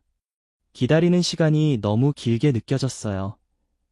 지연은 눈물을 참으며 미소 지었습니다. 저도 너무 보고 싶었어요. 두 분 다. 그들은 함께 마을로 향했습니다. 길을 따라 펼쳐지는 풍경은 지연의 기억 속에 있는 것보다 더 아름다웠습니다. 혹은 그녀가 이제 다른 시선으로 세상을 바라보게 되었는지도 모르겠습니다.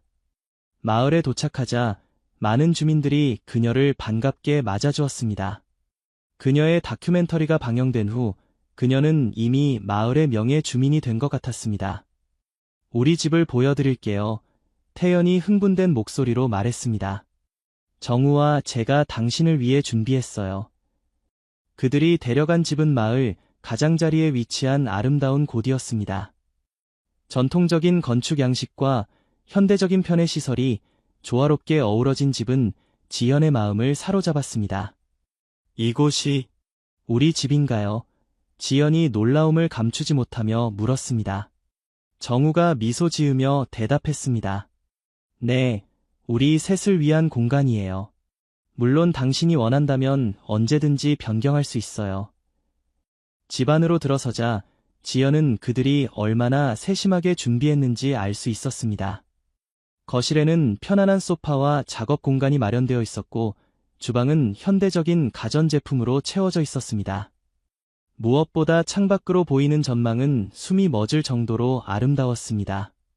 이건 완벽해요. 지연이 감동으로 떨리는 목소리로 말했습니다. 정말 고마워요. 태연이 자랑스럽게 덧붙였습니다. 저는 주로 정원을 담당했고 정우는 실내 디자인을 맡았어요. 우리 둘 다 당신이 좋아할 거라 생각했죠. 그날 저녁 세 사람은 함께 첫 식사를 준비했습니다. 태연은 현지 재료로 맛있는 요리를 만들었고 정우는 와인을 선택했으며 지연은 한국에서 가져온 간식들을 나눠주었습니다.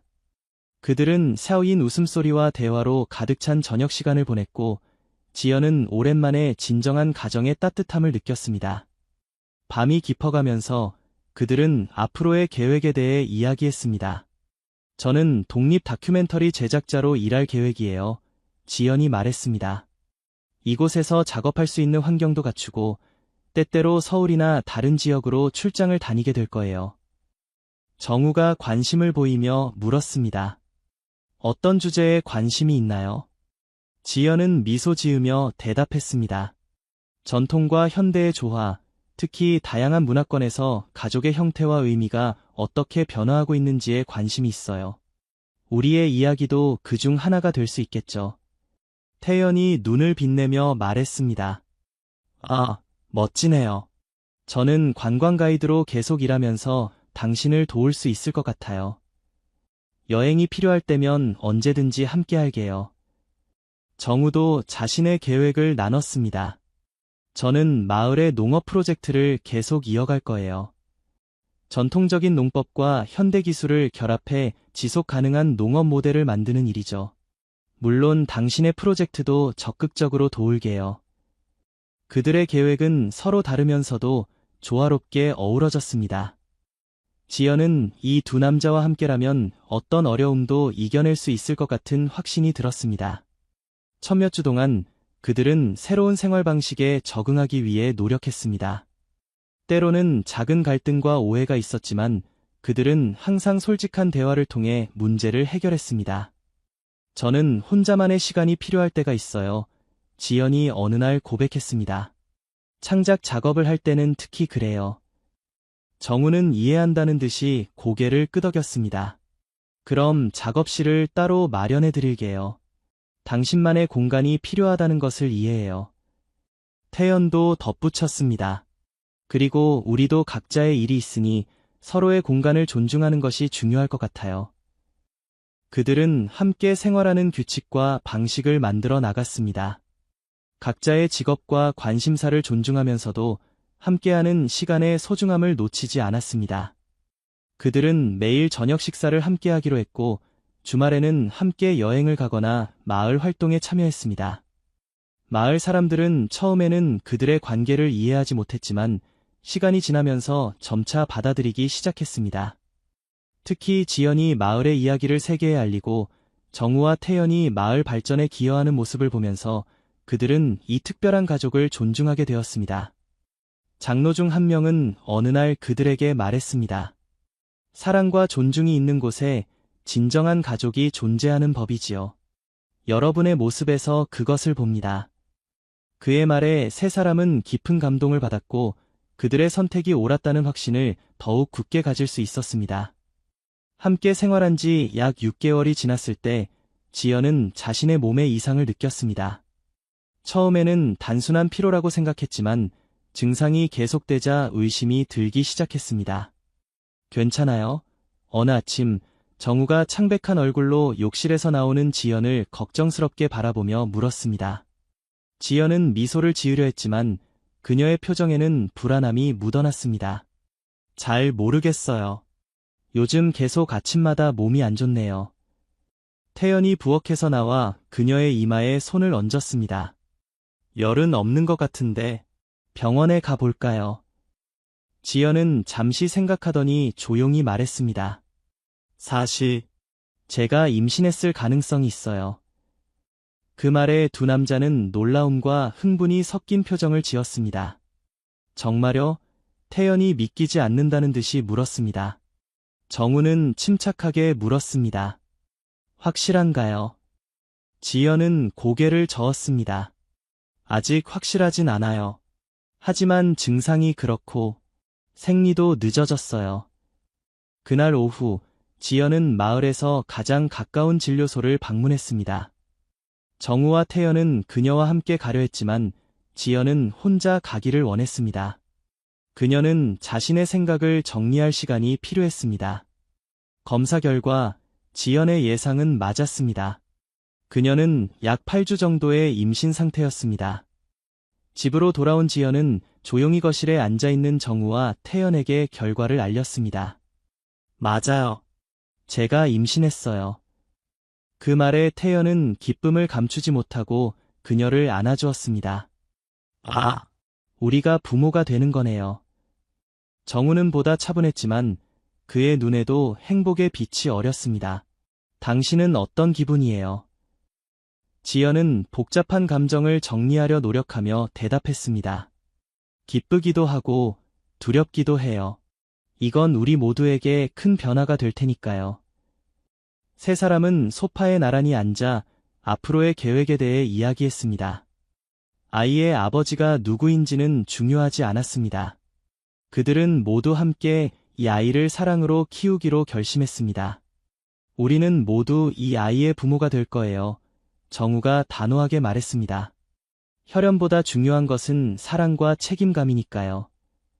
태연도 동의했습니다. 맞아요. 우리 아이는 세 사람의 사랑을 받으며 자랄 거예요.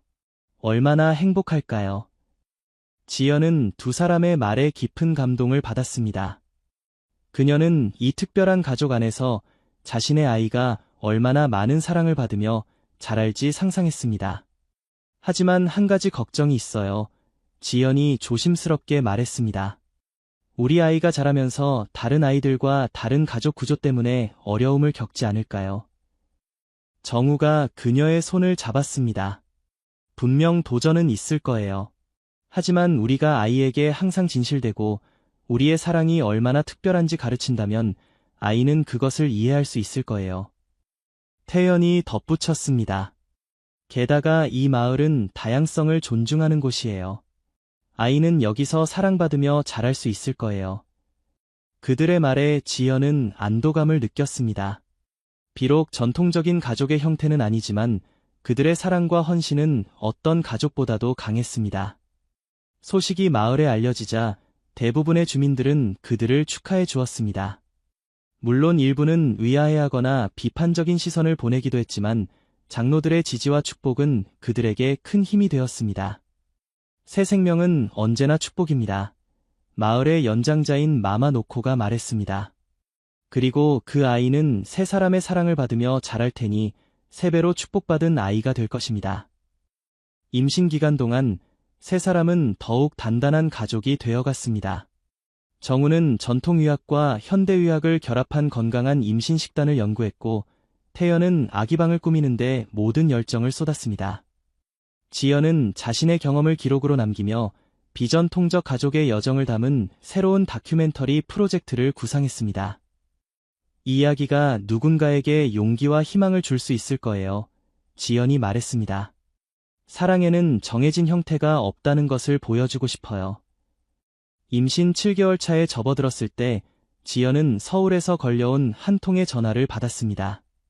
그녀의 다큐멘터리가 국제영화제에 초청받았다는 소식이었습니다. 정말 영광이에요. 지연이 전화를 끊고 두 사람에게 알렸습니다. 하지만 지금 상태로는 참석하기 어려울 것 같아요. 태연이 제안했습니다. 제가 대신 가면 어떨까요?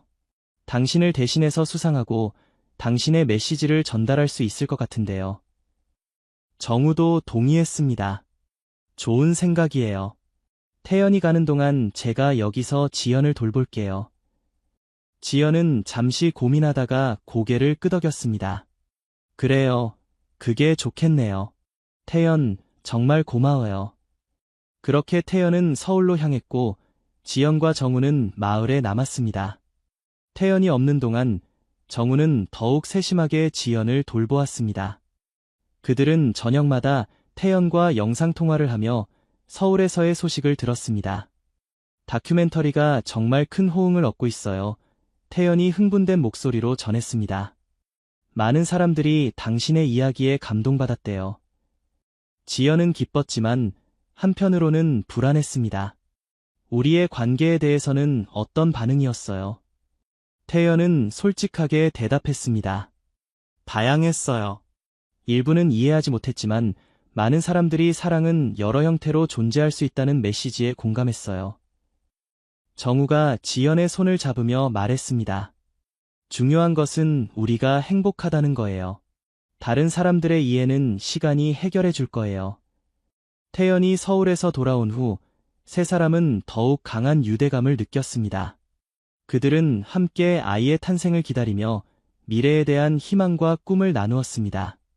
임신 9개월 차 깊은 밤에 지연의 진통이 시작되었습니다. 정우와 태연은 미리 준비해둔 계획대로 침착하게 행동했지만 그들의 눈에는 흥분과 긴장이 역력했습니다. 괜찮아요. 우리가 함께 있어요. 정우가 지연의 손을 잡으며 말했습니다. 태연은 이미 차를 준비하고 병원에 연락을 취한 상태였습니다. 모든 준비가 됐어요. 이제 가자고요. 그들은 미리 연락해둔 도시의 현대식 병원으로 향했습니다. 길은 어둡고 험했지만 태연은 능숙하게 차를 몰았고 정우는 계속해서 지연을 안심시켰습니다. 병원에 도착한 후 지연은 즉시 분만실로 이동되었습니다. 의사들은 처음에 두 남자가 모두 분만실에 들어오려는 것에 의아해했지만 지연이 강하게 요청하자 결국 허락했습니다. 둘 다 제 가족이에요. 지연이 단호하게 말했습니다. 함께 있어야 해요. 출산은 쉽지 않았습니다. 지연은 16시간 동안의 진통 끝에 마침내 건강한 여자아이를 낳았습니다. 아기의 첫 울음소리가 분만실에 울려 퍼지자 세 사람의 눈에는 기쁨의 눈물이 고였습니다. 당신이 해냈어요. 정우가 감동에 젖은 목소리로 말했습니다. 태연은 너무 감격해서 말을 잇지 못했고 그저 지연의 손을 꼭 잡고 울기만 했습니다. 간호사가 아기를 깨끗이 닦은 후 지연의 품에 안겨주었습니다. 작고 연약한 생명체를 바라보며 지연은 이전에 느껴보지 못한 강렬한 사랑과 보호 본능을 느꼈습니다. 이름은 뭐라고 지을까요? 태연이 조심스럽게 아기의 작은 손가락을 만지며 물었습니다. 지연은 미소를 지으며 대답했습니다. 소라. 우리의 작은 소라. 소라는 조개 껍데기라는 뜻으로 세 사람이 처음 깊은 대화를 나눴던 호숫가에서 지연이 발견한 아름다운 조개 껍데기에서 따온 이름이었습니다. 그것은 그들의 특별한 인연을 상징하는 이름이었습니다. 소라. 완벽한 이름이네요. 정우가 동의했습니다. 세 사람은 병원에서 이틀을 보낸 후 집으로 돌아왔습니다. 그들은 이미 소라를 위한 모든 준비를 마쳐두었고 아기 방은 따뜻하고 사랑으로 가득 차 있었습니다. 마을 사람들은 소라의 탄생을 축하하기 위해 작은 환영식을 열어주었습니다. 그들은 전통적인 축복의 노래를 부르고 아이의 건강과 행복을 기원하는 선물들을 가져왔습니다. 이 아이는 우리 마을의 축복입니다. 마을의 장로가 선언했습니다. 새 부모의 사랑으로 자라날 소라가 우리 모두에게 새로운 희망이 되길 바랍니다. 초기의 육아는 세 사람 모두에게 도전이었습니다. 밤중 수유와 기저귀 갈기, 끊임없는 울음소리는 그들의 인내심을 시험했지만 그들은 함께 이 어려움을 헤쳐나갔습니다. 태연은 놀라울 정도로 아기를 달래는 재주가 있었고 정우는 체계적으로 육아 일정을 관리했으며 지연은 모성의 본능으로 소라의 필요를 민감하게 감지했습니다. 그들은 서로의 강점을 활용하며 완벽한 팀을 이루었습니다. 우리는 정말 행운아예요. 어느 평화로운 저녁, 소라가 잠든 후 지연이 말했습니다. 많은 부모들은 혼자서 이 모든 것을 감당해야 하는데 우리는 셋이니까요. 정우는 미소 지으며 동의했습니다. 우리 각자가 다른 것을 제공할 수 있어요. 소라는 다양한 관점과 사랑을 받으며 자랄 수 있을 거예요. 태연은 장난스럽게 덧붙였습니다. 그리고 우리 중 한 명이 지쳤을 때 다른 두 명이 있으니 소라는 항상 최상의 돌봄을 받을 수 있겠죠. 소라가 태어난 지 6개월이 지났을 때 지연은 자신의 다큐멘터리 작업을 조금씩 재개했습니다. 그녀는 소라와 함께하는 시간을 최대한 확보하면서도 자신의 열정을 이어가고 싶었습니다. 괜찮을까요? 그녀가 불안하게 물었습니다. 제가 일을 하는 동안 소라를 돌봐야 하는데. 태연이 그녀의 걱정을 잠재웠습니다. 당연하죠. 우리가 있잖아요. 당신이 작업할 때 정우와 제가 번갈아가며 소라를 돌볼게요. 정우도 동의했습니다. 당신의 일도 중요해요. 우리 모두 각자의 일과 가족을 양립할 수 있어야 해요. 그들의 지지에 힘입어 지연은 비전 통적 가족의 여정이라는 새로운 다큐멘터리 시리즈를 시작했습니다. 그녀는 자신의 경험을 바탕으로 전 세계의 다양한 가족 형태를 취재하고 그들의 이야기를 전하고자 했습니다. 정우는 마을의 농업 프로젝트를 확장하며 지속 가능한 식량 생산 모델을 개발했고 태연은 문화교류 프로그램을 통해 마을의 관광 산업을 발전시켰습니다. 그들은 각자의 분야에서 성공을 거두면서도 항상 가족을 최우선으로 생각했습니다.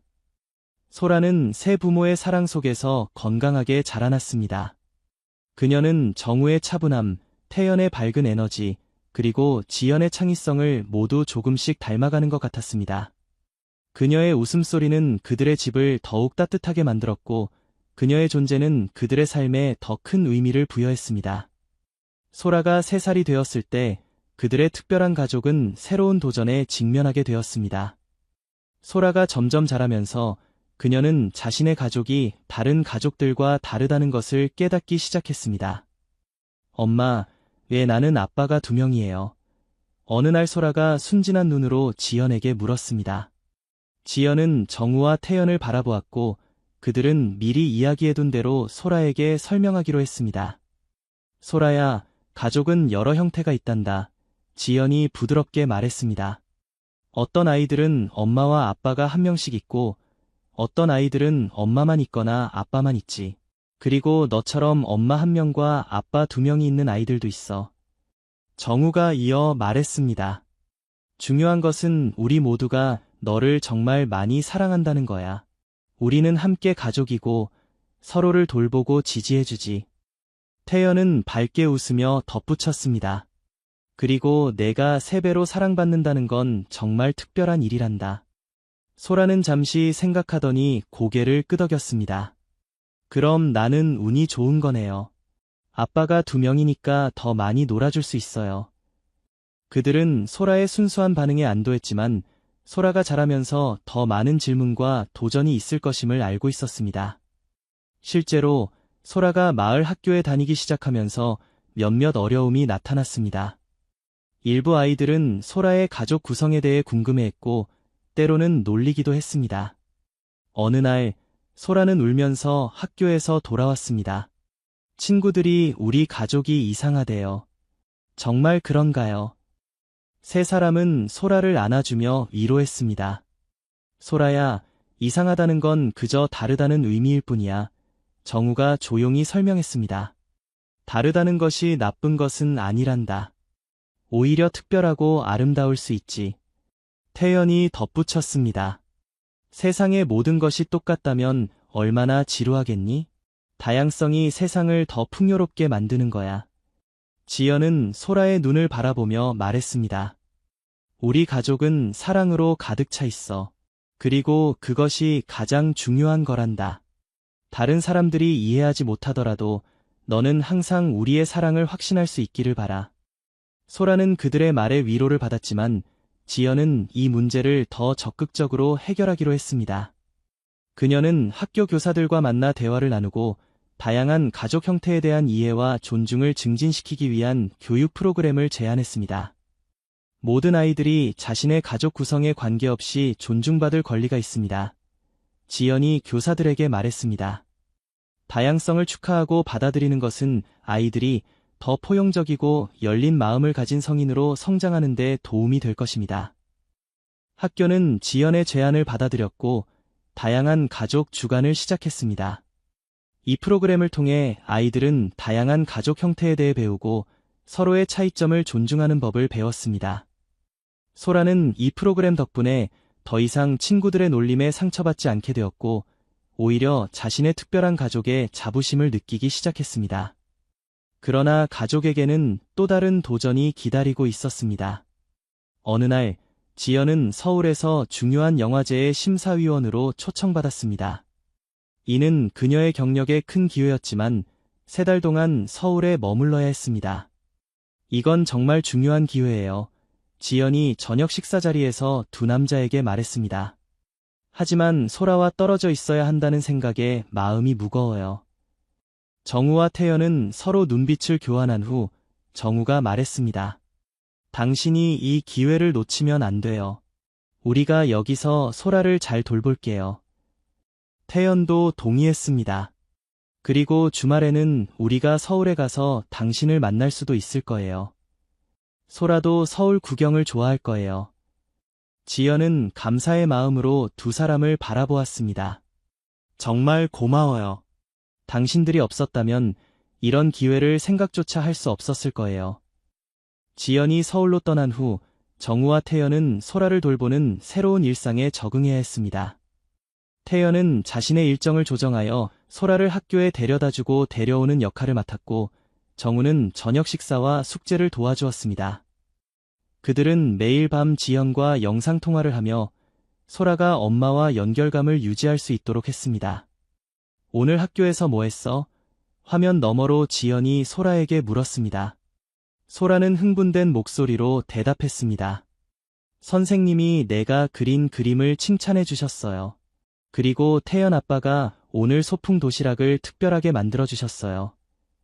지연은 미소를 지으며 태연에게 감사의 눈빛을 보냈습니다. 그녀는 자신이 없는 동안에도 소라가 행복하고 안정적인 생활을 유지하고 있다는 것에 안도했습니다. 서울에서의 시간은 지연에게 새로운 통찰력을 가져다 주었습니다.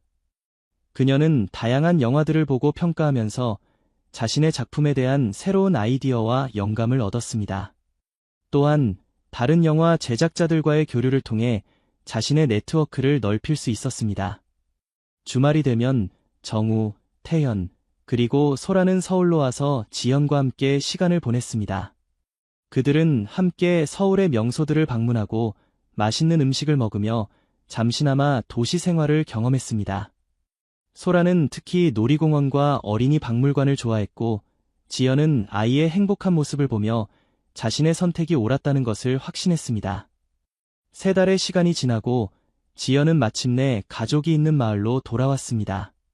그녀가 도착했을 때 소라는 기쁨의 눈물을 흘리며 그녀를 향해 달려왔습니다. 엄마, 정말 보고 싶었어요. 소라가 지연의 품에 안기며 외쳤습니다. 지연은 소라를 꼭 안아주며 말했습니다. 나도 너무 보고 싶었어. 우리 소라.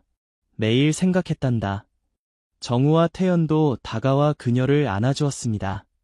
그들의 품에 안겨 지연은 마침내 집에 돌아왔다는 안도감을 느꼈습니다. 그날 저녁, 네 가족은 함께 식사를 하며 그 동안의 이야기를 나누었습니다. 지연은 서울에서의 경험을 이야기했고, 정우와 태연은 소라와 함께한 재미있는 일화들을 들려주었습니다. 정말 행복하게 지냈구나. 지연이 미소를 지으며 말했습니다. 소라가 고개를 끄덕였습니다. 네, 정우 아빠는 제게 식물 키우는 법을 가르쳐 주셨고, 태연 아빠는 춤추는 법을 알려주셨어요. 하지만 엄마가 정말 보고 싶었어요. 지연은 소라의 머리를 쓰다듬으며 말했습니다. 이제 여기 있단다. 그리고 당분간은 어디에도 가지 않을 거야. 이 경험을 통해 그들은 가족으로서 더욱 강해졌습니다. 그들은 서로를 지지하고 각자의 성장을 응원하면서도 가족으로서의 유대를 유지하는 방법을 배웠습니다. 그리고 소라는 새 부모의 사랑 속에서 자신감과 안정감을 키워나갔습니다. 세월이 흘러 소라는 8살이 되었습니다. 그녀는 호기심 많고 활기찬 아이로 성장했으며 학교에서도 인기가 많았습니다. 초기의 놀림과 질문들은 이제 거의 사라졌고, 대부분의 마을 사람들은 그들의 특별한 가족을 자연스럽게 받아들이게 되었습니다. 지연의 다큐멘터리 작업은 계속해서 성공을 거두었고, 다양한 가족의 모습이라는 그녀의 시리즈는 국제적인 인정을 받았습니다. 정우의 지속 가능한 농업 프로젝트는 다른 마을들로도 확산되어 지역 경제 발전에 기여했고, 태연은 문화교류 프로그램을 통해 마을의 관광산업을 크게 발전시켰습니다. 그들의 집은 이제 더 커져서 각자의 작업 공간과 소라를 위한 넓은 놀이 공간, 그리고 방문객들을 위한 객실까지 갖추게 되었습니다. 그들은 종종 다른 나라에서 온 연구자들과 예술가들을 초대하여 문화교류의 장을 마련했고, 이를 통해 소라는 어린 나이에도 다양한 문화와 사고방식을 접할 수 있었습니다. 어느 날, 지연은 놀라운 제안을 받았습니다. 서울의 한 대학에서 그녀를 비전통적 가족 연구센터의 객원 교수로 초빙한 것입니다. 이는 1년 동안 서울에서 살면서 학생들을 가르치고 연구를 수행하는 자리였습니다. 이건 정말 큰 기회예요. 지연이 저녁 식사 자리에서 말했습니다. 하지만 우리 모두가 서울로 이사해야 해요. 정우와 태연은 서로를 바라본 후 진지하게 논의를 시작했습니다. 소라의 학교는 어떻게 할까요? 정우가 물었습니다. 지연이 대답했습니다. 서울에 좋은 학교들이 많아요. 소라는 새로운 환경에 잘 적응할 거예요. 태연이 걱정스럽게 말했습니다. 하지만 서울에서 우리의 가족 형태가 어떻게 받아들여질지, 소라가 또다시 어려움을 겪지 않을까요? 그것은 그들 모두가 생각해봐야 할 중요한 문제였습니다. 작은 마을에서는 시간이 지나면서 그들의 가족을 받아들이게 되었지만, 서울과 같은 대도시에서는 어떨지 확신할 수 없었습니다. 지연이 깊이 생각한 후 말했습니다. 사회는 변하고 있어요. 과거보다 다양성에 대한 이해와 수용이 높아지고 있죠. 물론 어려움이 있을 수 있지만 우리가 함께라면 이겨낼 수 있을 거예요. 정우가 동의했습니다. 맞아요. 그리고 이것은 소라에게도 좋은 경험이 될 수 있어요. 더 넓은 세계를 경험하고 다양한 사람들을 만날 수 있으니까요. 태연은 잠시 고민하더니 미소를 지었습니다. 제가 항상 모험을 좋아했잖아요. 서울에서의 1년 한번 도전해봐요. 그들은 소라에게도 의견을 물었습니다. 소라는 처음에는 친구들과 헤어지는 것이 슬펐지만 서울의 놀이공원과 박물관에 대한 이야기를 듣고 곧 흥미를 보였습니다. 그리고 1년 후에는 다시 여기로 돌아올 거야. 지연이 약속했습니다. 이곳은 항상 우리의 집이니까. 그렇게 그들은 서울로의 이사를 결정했습니다. 집은 임시로 마을 사람들에게 맡기고 필요한 물건들만 챙겨 서울로 향했습니다. 서울에서의 첫몇 주는 적응하는데 시간이 걸렸습니다. 복잡한 도시 생활, 빠른 속도, 그리고 수많은 사람들 사이에서 그들은 때때로 고향 마을의 평화로움이 그리웠습니다. 하지만 그들은 서로를 의지하며 새로운 환경에 적응해 나갔습니다. 지연의 대학 동료들은 처음에는 그녀의 가족 상황에 놀라워했지만 대부분은 열린 마음으로 받아들였습니다. 특히 비전통적 가족 연구센터의 구성원들은 그들의 경험이 연구에 귀중한 통찰력을 제공한다고 여겼습니다. 당신의 이야기는 정말 흥미로워요. 센터의 디렉터가 말했습니다. 실제 경험을 바탕으로 한 연구가 얼마나 중요한지 보여주는 좋은 예시죠. 소라는 새 학교에서 생각보다 빨리 적응했습니다. 도시의 아이들은 다양한 배경을 가진 친구들에게 더 익숙했고, 소라의 가족 구성에 대해 단순한 호기심을 보일 뿐 거부감을 나타내지 않았습니다. 저희 집은 특별해요. 소라가 자신있게 새 친구들에게 설명했습니다. 저는 엄마 1명과 아빠 2명이 있어요. 그리고 우리는 모두 서로를 정말 많이 사랑해요. 정우와 태연도 서울에서 자신들의 길을 찾아갔습니다. 정우는 대학의 농업연구소에서 협력연구원으로 일할 기회를 얻었고, 태연은 국제문화교류 프로그램을 운영하는 비영리 단체에서 일하게 되었습니다. 그들은 바쁜 도시 생활 속에서도 가족 시간을 우선시했고, 주말이면 함께 서울의 다양한 장소를 탐험했습니다. 서울에서의 시간은 생각보다 빨리 지나갔습니다. 1년이 거의 끝나갈 무렵, 그들은 다시 중요한 결정을 내려야 했습니다. 지연의 계약이 연장될 가능성이 있었고, 정우와 태연도 서울에서의 일에 만족하고 있었습니다. 소라는 새 학교와 친구들에게 완전히 적응한 상태였습니다. 어떻게 할까요? 지연이 물었습니다. 마을로 돌아갈까요? 아니면 여기에 더 머물러 볼까요? 정우가 생각에 잠겨 말했습니다. 두 곳 모두 우리에게 의미가 있어요. 마을은 우리의 뿌리지만 서울은 새로운 가능성을 제공하고 있어요. 태연이 제안했습니다. 양쪽 다 유지하는 건 어떨까요? 학기 중에는 서울에서 지내고 방학 때는 마을로 돌아가는 거예요. 그러면 소라도 2-3개의 장점을 모두 경험할 수 있을 거예요. 그들은 태연의 제안이 현실적이고 모두에게 좋은 해결책이라는 데 동의했습니다. 그렇게 그들은 서울과 마을 사이에서 균형을 찾는 새로운 생활 방식을 시작했습니다. 도시의 문화적 기회와 시골의 평화로움, 2가지를 모두 누리는 방법을 찾은 것입니다. 몇 년이 더 지나고 소라는 12살이 되었습니다. 그녀는 이제 자신의 가족이 특별하다는 것을 완전히 이해하고 받아들였으며 오히려 그것을 자랑스럽게 여겼습니다. 그녀는 학교에서 다양성과 포용에 관한 발표를 할 때면 항상 자신의 가족 이야기를 예로 들었습니다. 사랑은 형태가 아닌 내용이 중요해요. 소라가 자신의 발표에서 말했습니다. 우리 가족은 전통적이지 않을지 모르지만 우리가 서로에게 주는 사랑과 지지는 어떤 가족보다도 강해요. 그녀의 말은 많은 사람들의 마음을 움직였고 점점 더 많은 사람들이 다양한 가족 형태에 대해 열린 마음을 갖게 되었습니다. 소라의 16번째 생일을 앞두고 지연, 정우, 태연은 특별한 계획을 세웠습니다. 그들은 소라에게 잊지 못할 생일 선물을 주기로 했습니다. 그들의 사랑과 헌신을 공식적으로 선언하는 의식이었습니다. 우리가 함께한 지 이제 거의 17년이 되어가요. 지연이 말했습니다. 하지만 우리는 한 번도 우리의 결합을 공식적으로 기념한 적이 없었죠. 정우가 동의했습니다. 이제 소라도 많이 자랐고 우리 가족의 의미를 더 깊이 이해할 나이가 되었어요. 이 기회에 우리의 약속을 새롭게 다지는 것이 좋을 것 같아요. 태연은 흥분된 목소리로 덧붙였습니다.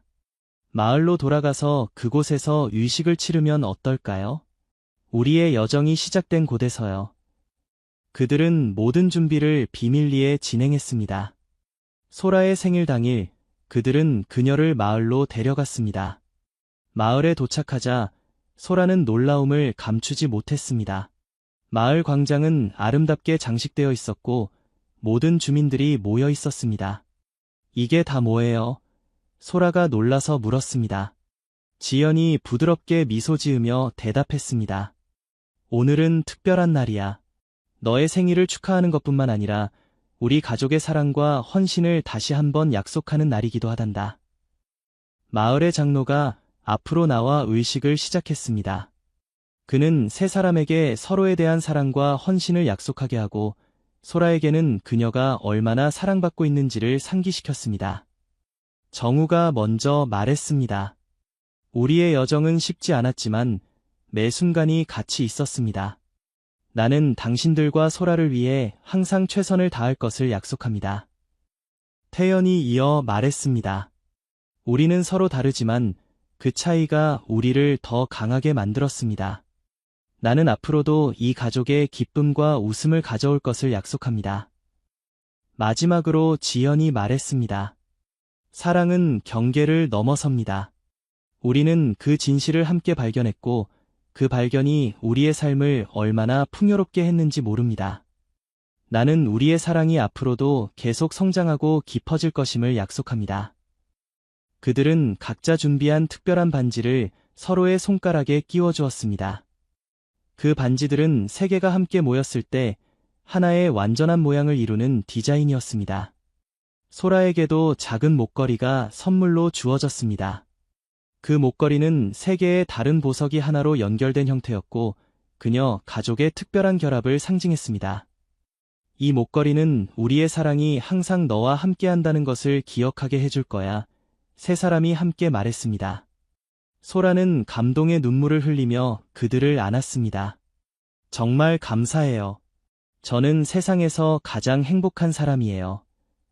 의식이 끝난 후 마을 사람들은 모두 함께 축하 파티를 열었습니다. 음악과 춤, 맛있는 음식과 웃음소리가 마을 전체를 가득 채웠습니다. 그것은 단순한 생일 파티가 아니라 사랑과 다양성을 축하하는 축제였습니다. 파티가 한창일 때 소라는 잠시 혼자 시간을 갖기 위해 마을 근처의 언덕으로 올라갔습니다. 그곳에서 그녀는 별이 빛나는 하늘을 바라보며 자신의 삶에 대해 생각했습니다. 지연이 그녀를 찾아 언덕에 올라왔습니다. 여기서 뭐 하고 있니? 그녀가 부드럽게 물었습니다. 소라가 미소를 지으며 대답했습니다. 그냥 생각 중이었어요. 제가 얼마나 운이 좋은지에 대해서요. 지연이 그녀 옆에 앉았습니다. 우리도 너를 가진 것이 얼마나 큰 행운인지 항상 생각한단다. 소라가 진지하게 물었습니다. 엄마, 후회한 적 없어요? 이런 특별한 가족을 선택한 것을요? 지연은 잠시 생각하더니 고개를 저었습니다. 단 한 번도 없었어. 물론 어려움은 있었지. 하지만 진정한 사랑과 행복을 찾았다면 그것이 어떤 형태로 오든 받아들여야 한다고 생각해. 우리 가족은 내게 상상할 수 있는 가장 큰 기쁨을 가져다 주었어. 소라는 엄마의 말에 깊이 공감했습니다. 그녀도 자신의 가족이 특별하다는 것을 알고 있었고 그것을 자랑스럽게 여겼습니다. 저도 커서 사랑을 찾게 되면 형태보다는 내용을 볼 거예요. 소라가 말했습니다. 엄마와 두 아빠처럼요. 지연은 딸을 안아주며 미소 지었습니다. 넌 항상 자신의 마음을 따르렴. 그러면 틀림없이 행복을 찾을 수 있을 거야. 그들은 함께 언덕에서 마을을 내려다보았습니다. 아래에서는 여전히 축제가 계속되고 있었고 정우와 태연이 그들을 찾아 언덕으로 올라오는 모습이 보였습니다. 우리 가족이 오고 있네. 지연이 미소 지으며 말했습니다. 소라는 고개를 끄덕이며 행복하게 대답했습니다. 네, 우리 가족이요. 그날 밤, 네 사람은 별이 빛나는 하늘 아래에서 함께 시간을 보냈습니다. 그들은 과거를 회상하고 현재를 축하하며 미래를 꿈꾸었습니다. 그들의 여정은 쉽지 않았지만 그들이 함께 만들어낸 사랑과 가족은 그 어떤 희생보다도 값진 것이었습니다. 비록 그들의 가족 형태는 전통적이지 않았지만 그 안에 담긴 사랑과 존중, 헌신은 가장 순수하고 진실된 것이었습니다. 그리고 그것이야말로 진정한 가족의 의미였습니다. 소라는 언젠가 자신도 이런 깊고 진실된 사랑을 찾기를 소망했습니다.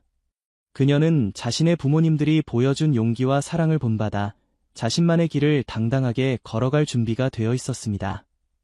별이 빛나는 하늘 아래 네 사람은 서로를 바라보며 미소 지었습니다. 그들의 이야기는 여전히 계속되고 있었고 앞으로도 많은 모험과 도전이 그들을 기다리고 있었습니다. 하지만 한 가지 확실한 것은 그들이 어디에 있든 무슨 일이 일어나든 그들은 항상 서로를 위한 사랑과 지지로 함께할 것이라는 점이었습니다. 그리고 그것이야말로 진정한 행복의 비밀이었습니다. 10년이 더 흘렀습니다. 소라는 이제 26살의 자신감 넘치는 젊은 여성이 되었습니다. 그녀는 지연의 창의성, 정우의 지혜, 그리고 태연의 열정을 모두 물려받아 국제인권단체에서 일하며 다양한 가족 형태에 대한 인식 개선과 권리 보호에 힘쓰고 있었습니다. 전 세계를 다니면서 일하는 소라는 종종 자신의 독특한 성장 배경을 이야기했고 그것은 많은 사람들에게 영감을 주었습니다. 그녀의 이야기는 사랑이 형태보다 본질이 중요하다는 강력한 메시지를 전달했습니다. 제 부모님들이 저에게 가장 중요한 교훈을 가르쳐 주셨어요. 소라가 한 국제 컨퍼런스에서 연설했습니다. 진정한 가족은 혈연이나 법적 관계가 아니라 사랑과 존중, 그리고 헌신으로 이루어진다는 것을요. 지연, 정우, 그리고 태연은 이제 마을과 서울을 오가며 평화로운 삶을 살고 있었습니다. 그들은 여전히 각자의 분야에서 활동하면서도 젊은 세대들에게 자신들의 경험과 지혜를 나누는데 많은 시간을 할애했습니다. 지연의 다큐멘터리는 이제 교육기관에서 다양성 교육의 중요한 자료로 사용되고 있었고, 정우의 지속 가능한 농업 모델은 여러 개발도상국에서 채택되어 지역사회의 발전을 돕고 있었으며, 태연은 문화교류 프로그램을 통해 전 세계의 젊은이들을 연결하는 네트워크를 구축했습니다. 그들의 집은 여전히 다양한 배경을 가진 사람들이 모이는 곳이었고, 그곳에서는 항상 열린 대화와 상호 존중이 이루어졌습니다. 그들의 이야기에 영감을 받은 많은 사람들이 그들을 찾아와 조언을 구했고, 그들은 언제나 기꺼이 자신들의 경험을 나누었습니다. 어느 봄날, 소라는 특별한 손님을 데리고 부모님을 방문했습니다. 그는 민준이라는 이름의 젊은 남성으로 소라가 인권 활동을 하면서 만난 동료였습니다. 엄마, 아빠들, 이분이 민준이에요. 소라가 부모님께 소개했습니다. 우리는 서로 많은 의미가 있어요. 세 사람은 따뜻한 미소로 민준을 맞이했습니다. 그들은 딸이 행복해 보이는 것에 기뻐했고, 민준이 소라를 진심으로 존중하고 사랑한다는 것을 느낄 수 있었습니다. 저녁 식사를 함께하며 민준은 자신의 이야기를 나누었습니다. 그는 전통적인 가족 배경에서 자랐지만 인권 활동을 통해 다양한 형태의 사랑과 가족에 대해 열린 마음을 갖게 되었다고 했습니다. 소라의 이야기를 처음 들었을 때 정말 감동했어요. 민준이 진심을 담아 말했습니다. 여러분의 용기와 사랑이 많은 사람들에게 희망을 주고 있다는 것을 알아주셨으면 해요. 지연, 정우, 태연은 민준의 말에 감동받았습니다. 그들의 선택이 단지 자신들의 행복뿐만 아니라 다른 사람들에게도 긍정적인 영향을 미치고 있다는 사실이 그들에게 큰 의미가 있었습니다. 밤이 깊어가면서 소라와 민준은 부모님들에게 중요한 소식을 전했습니다. 우리는 함께 새로운 NGO를 설립하려고 해요. 소라가 설명했습니다. 전 세계의 비전통적 가족들을 지원하고 그들의 권리를 옹호하는 단체가 될 거예요. 민준이 덧붙였습니다. 여러분의 이야기가 이 프로젝트의 중요한 영감이 되었어요. 가능하다면 여러분의 경험과 지혜를 나눠주셨으면 합니다. 세 사람은 서로를 바라본 후 기쁘게 동의했습니다. 그들의 여정이 이제 새로운 세대에게 영감을 주고 더 많은 사람들이 자신만의 행복을 찾을 수 있도록 돕는다는 생각은 그들에게 큰 기쁨이었습니다. 그날 밤, 지연은 테라스에 혼자 앉아 별이 빛나는 하늘을 바라보았습니다. 20여 년 전, 그녀가 취재차 이 마을에 처음 왔을 때를 생각하면 놀라울 따름이었습니다. 그때 그녀는 단지 좋은 다큐멘터리를 만들기 위해 왔을 뿐 자신의 인생이 완전히 바뀔 것이라고는 상상조차 하지 못했습니다. 정우와 태연이 조용히 그녀 옆에 와서 앉았습니다. 세월이 흘러 그들의 얼굴에는 주름이 늘었지만 서로를 바라보는 눈빛은 여전히 첫날의 그것과 다름없이 따뜻했습니다. 무슨 생각을 그렇게 해요? 태연이 부드럽게 물었습니다. 지연이 미소 지으며 대답했습니다. 우리의 여정에 대해 생각하고 있었어요. 처음에는 모든 것이 불확실했는데 지금 돌아보니 모든 순간이 완벽한 퍼즐처럼 맞아떨어진 것 같아요. 정우가 고개를 끄덕였습니다. 인생은 예측할 수 없는 여정이지만 중요한 것은 그 여정을 함께할 사람을 찾는 것이 아닐까요? 그리고 우리는 서로를 찾았죠. 태연이 따뜻하게 말했습니다. 우리 세 사람, 그리고 소라까지. 우리는 서로에게 가장 큰 선물이었어요. 지연은 두 남자의 손을 잡았습니다. 그들의 손은 이제 나이가 들어 거칠어졌지만 그 손길이 전하는 따뜻함과 안정감은 변함없었습니다. 감사해요. 우리의 모든 순간에 지연이 조용히 말했습니다. 우리가 함께 만든 이 사랑의 이야기에. 세 사람은 밤하늘을 바라보며 조용히 앉아 있었습니다. 그들의 사랑은 시간이 지나면서 더 깊고 강해졌고 그것은 소라와 이제 민준까지 이어지는 사랑의 유산이 되었습니다. 그들의 이야기는 비전통적일지 모르지만 그 안에 담긴 사랑, 존중, 용기, 그리고 헌신은 시대와 문화를 초월하는 보편적 가치였습니다. 그들이 만들어낸 가족은 형태보다 본질이 중요하다는 것, 진정한 사랑에는 경계가 없다는 것을 세상에 보여주었습니다. 소라와 민준이 테라스로 나와 그들과 합류했습니다. 5명은 함께 밤하늘의 별들을 바라보며 과거와 현재, 그리고 미래에 대한 이야기를 나누었습니다. 그들의 웃음소리와 따뜻한 대화가 밤 공기에 퍼져나갔습니다. 이것이 바로 가족의 진정한 의미였습니다. 혈연이나 법적 관계가 아닌 서로를 향한 무조건적인 사랑과 지지, 그리고 함께 성장하고자 하는 의지로 이루어진 특별한 연결. 그들의 사랑 이야기는 계속해서 새로운 세대에게 영감을 주며 이어질 것입니다. 별이 빛나는 하늘 아래 그들은 서로의 손을 꼭 잡고 미래를 향해 함께 걸어갔습니다. 그들의 여정은 여전히 계속되고 있었고 그 여정의 매 순간은 사랑으로 가득 차 있었습니다.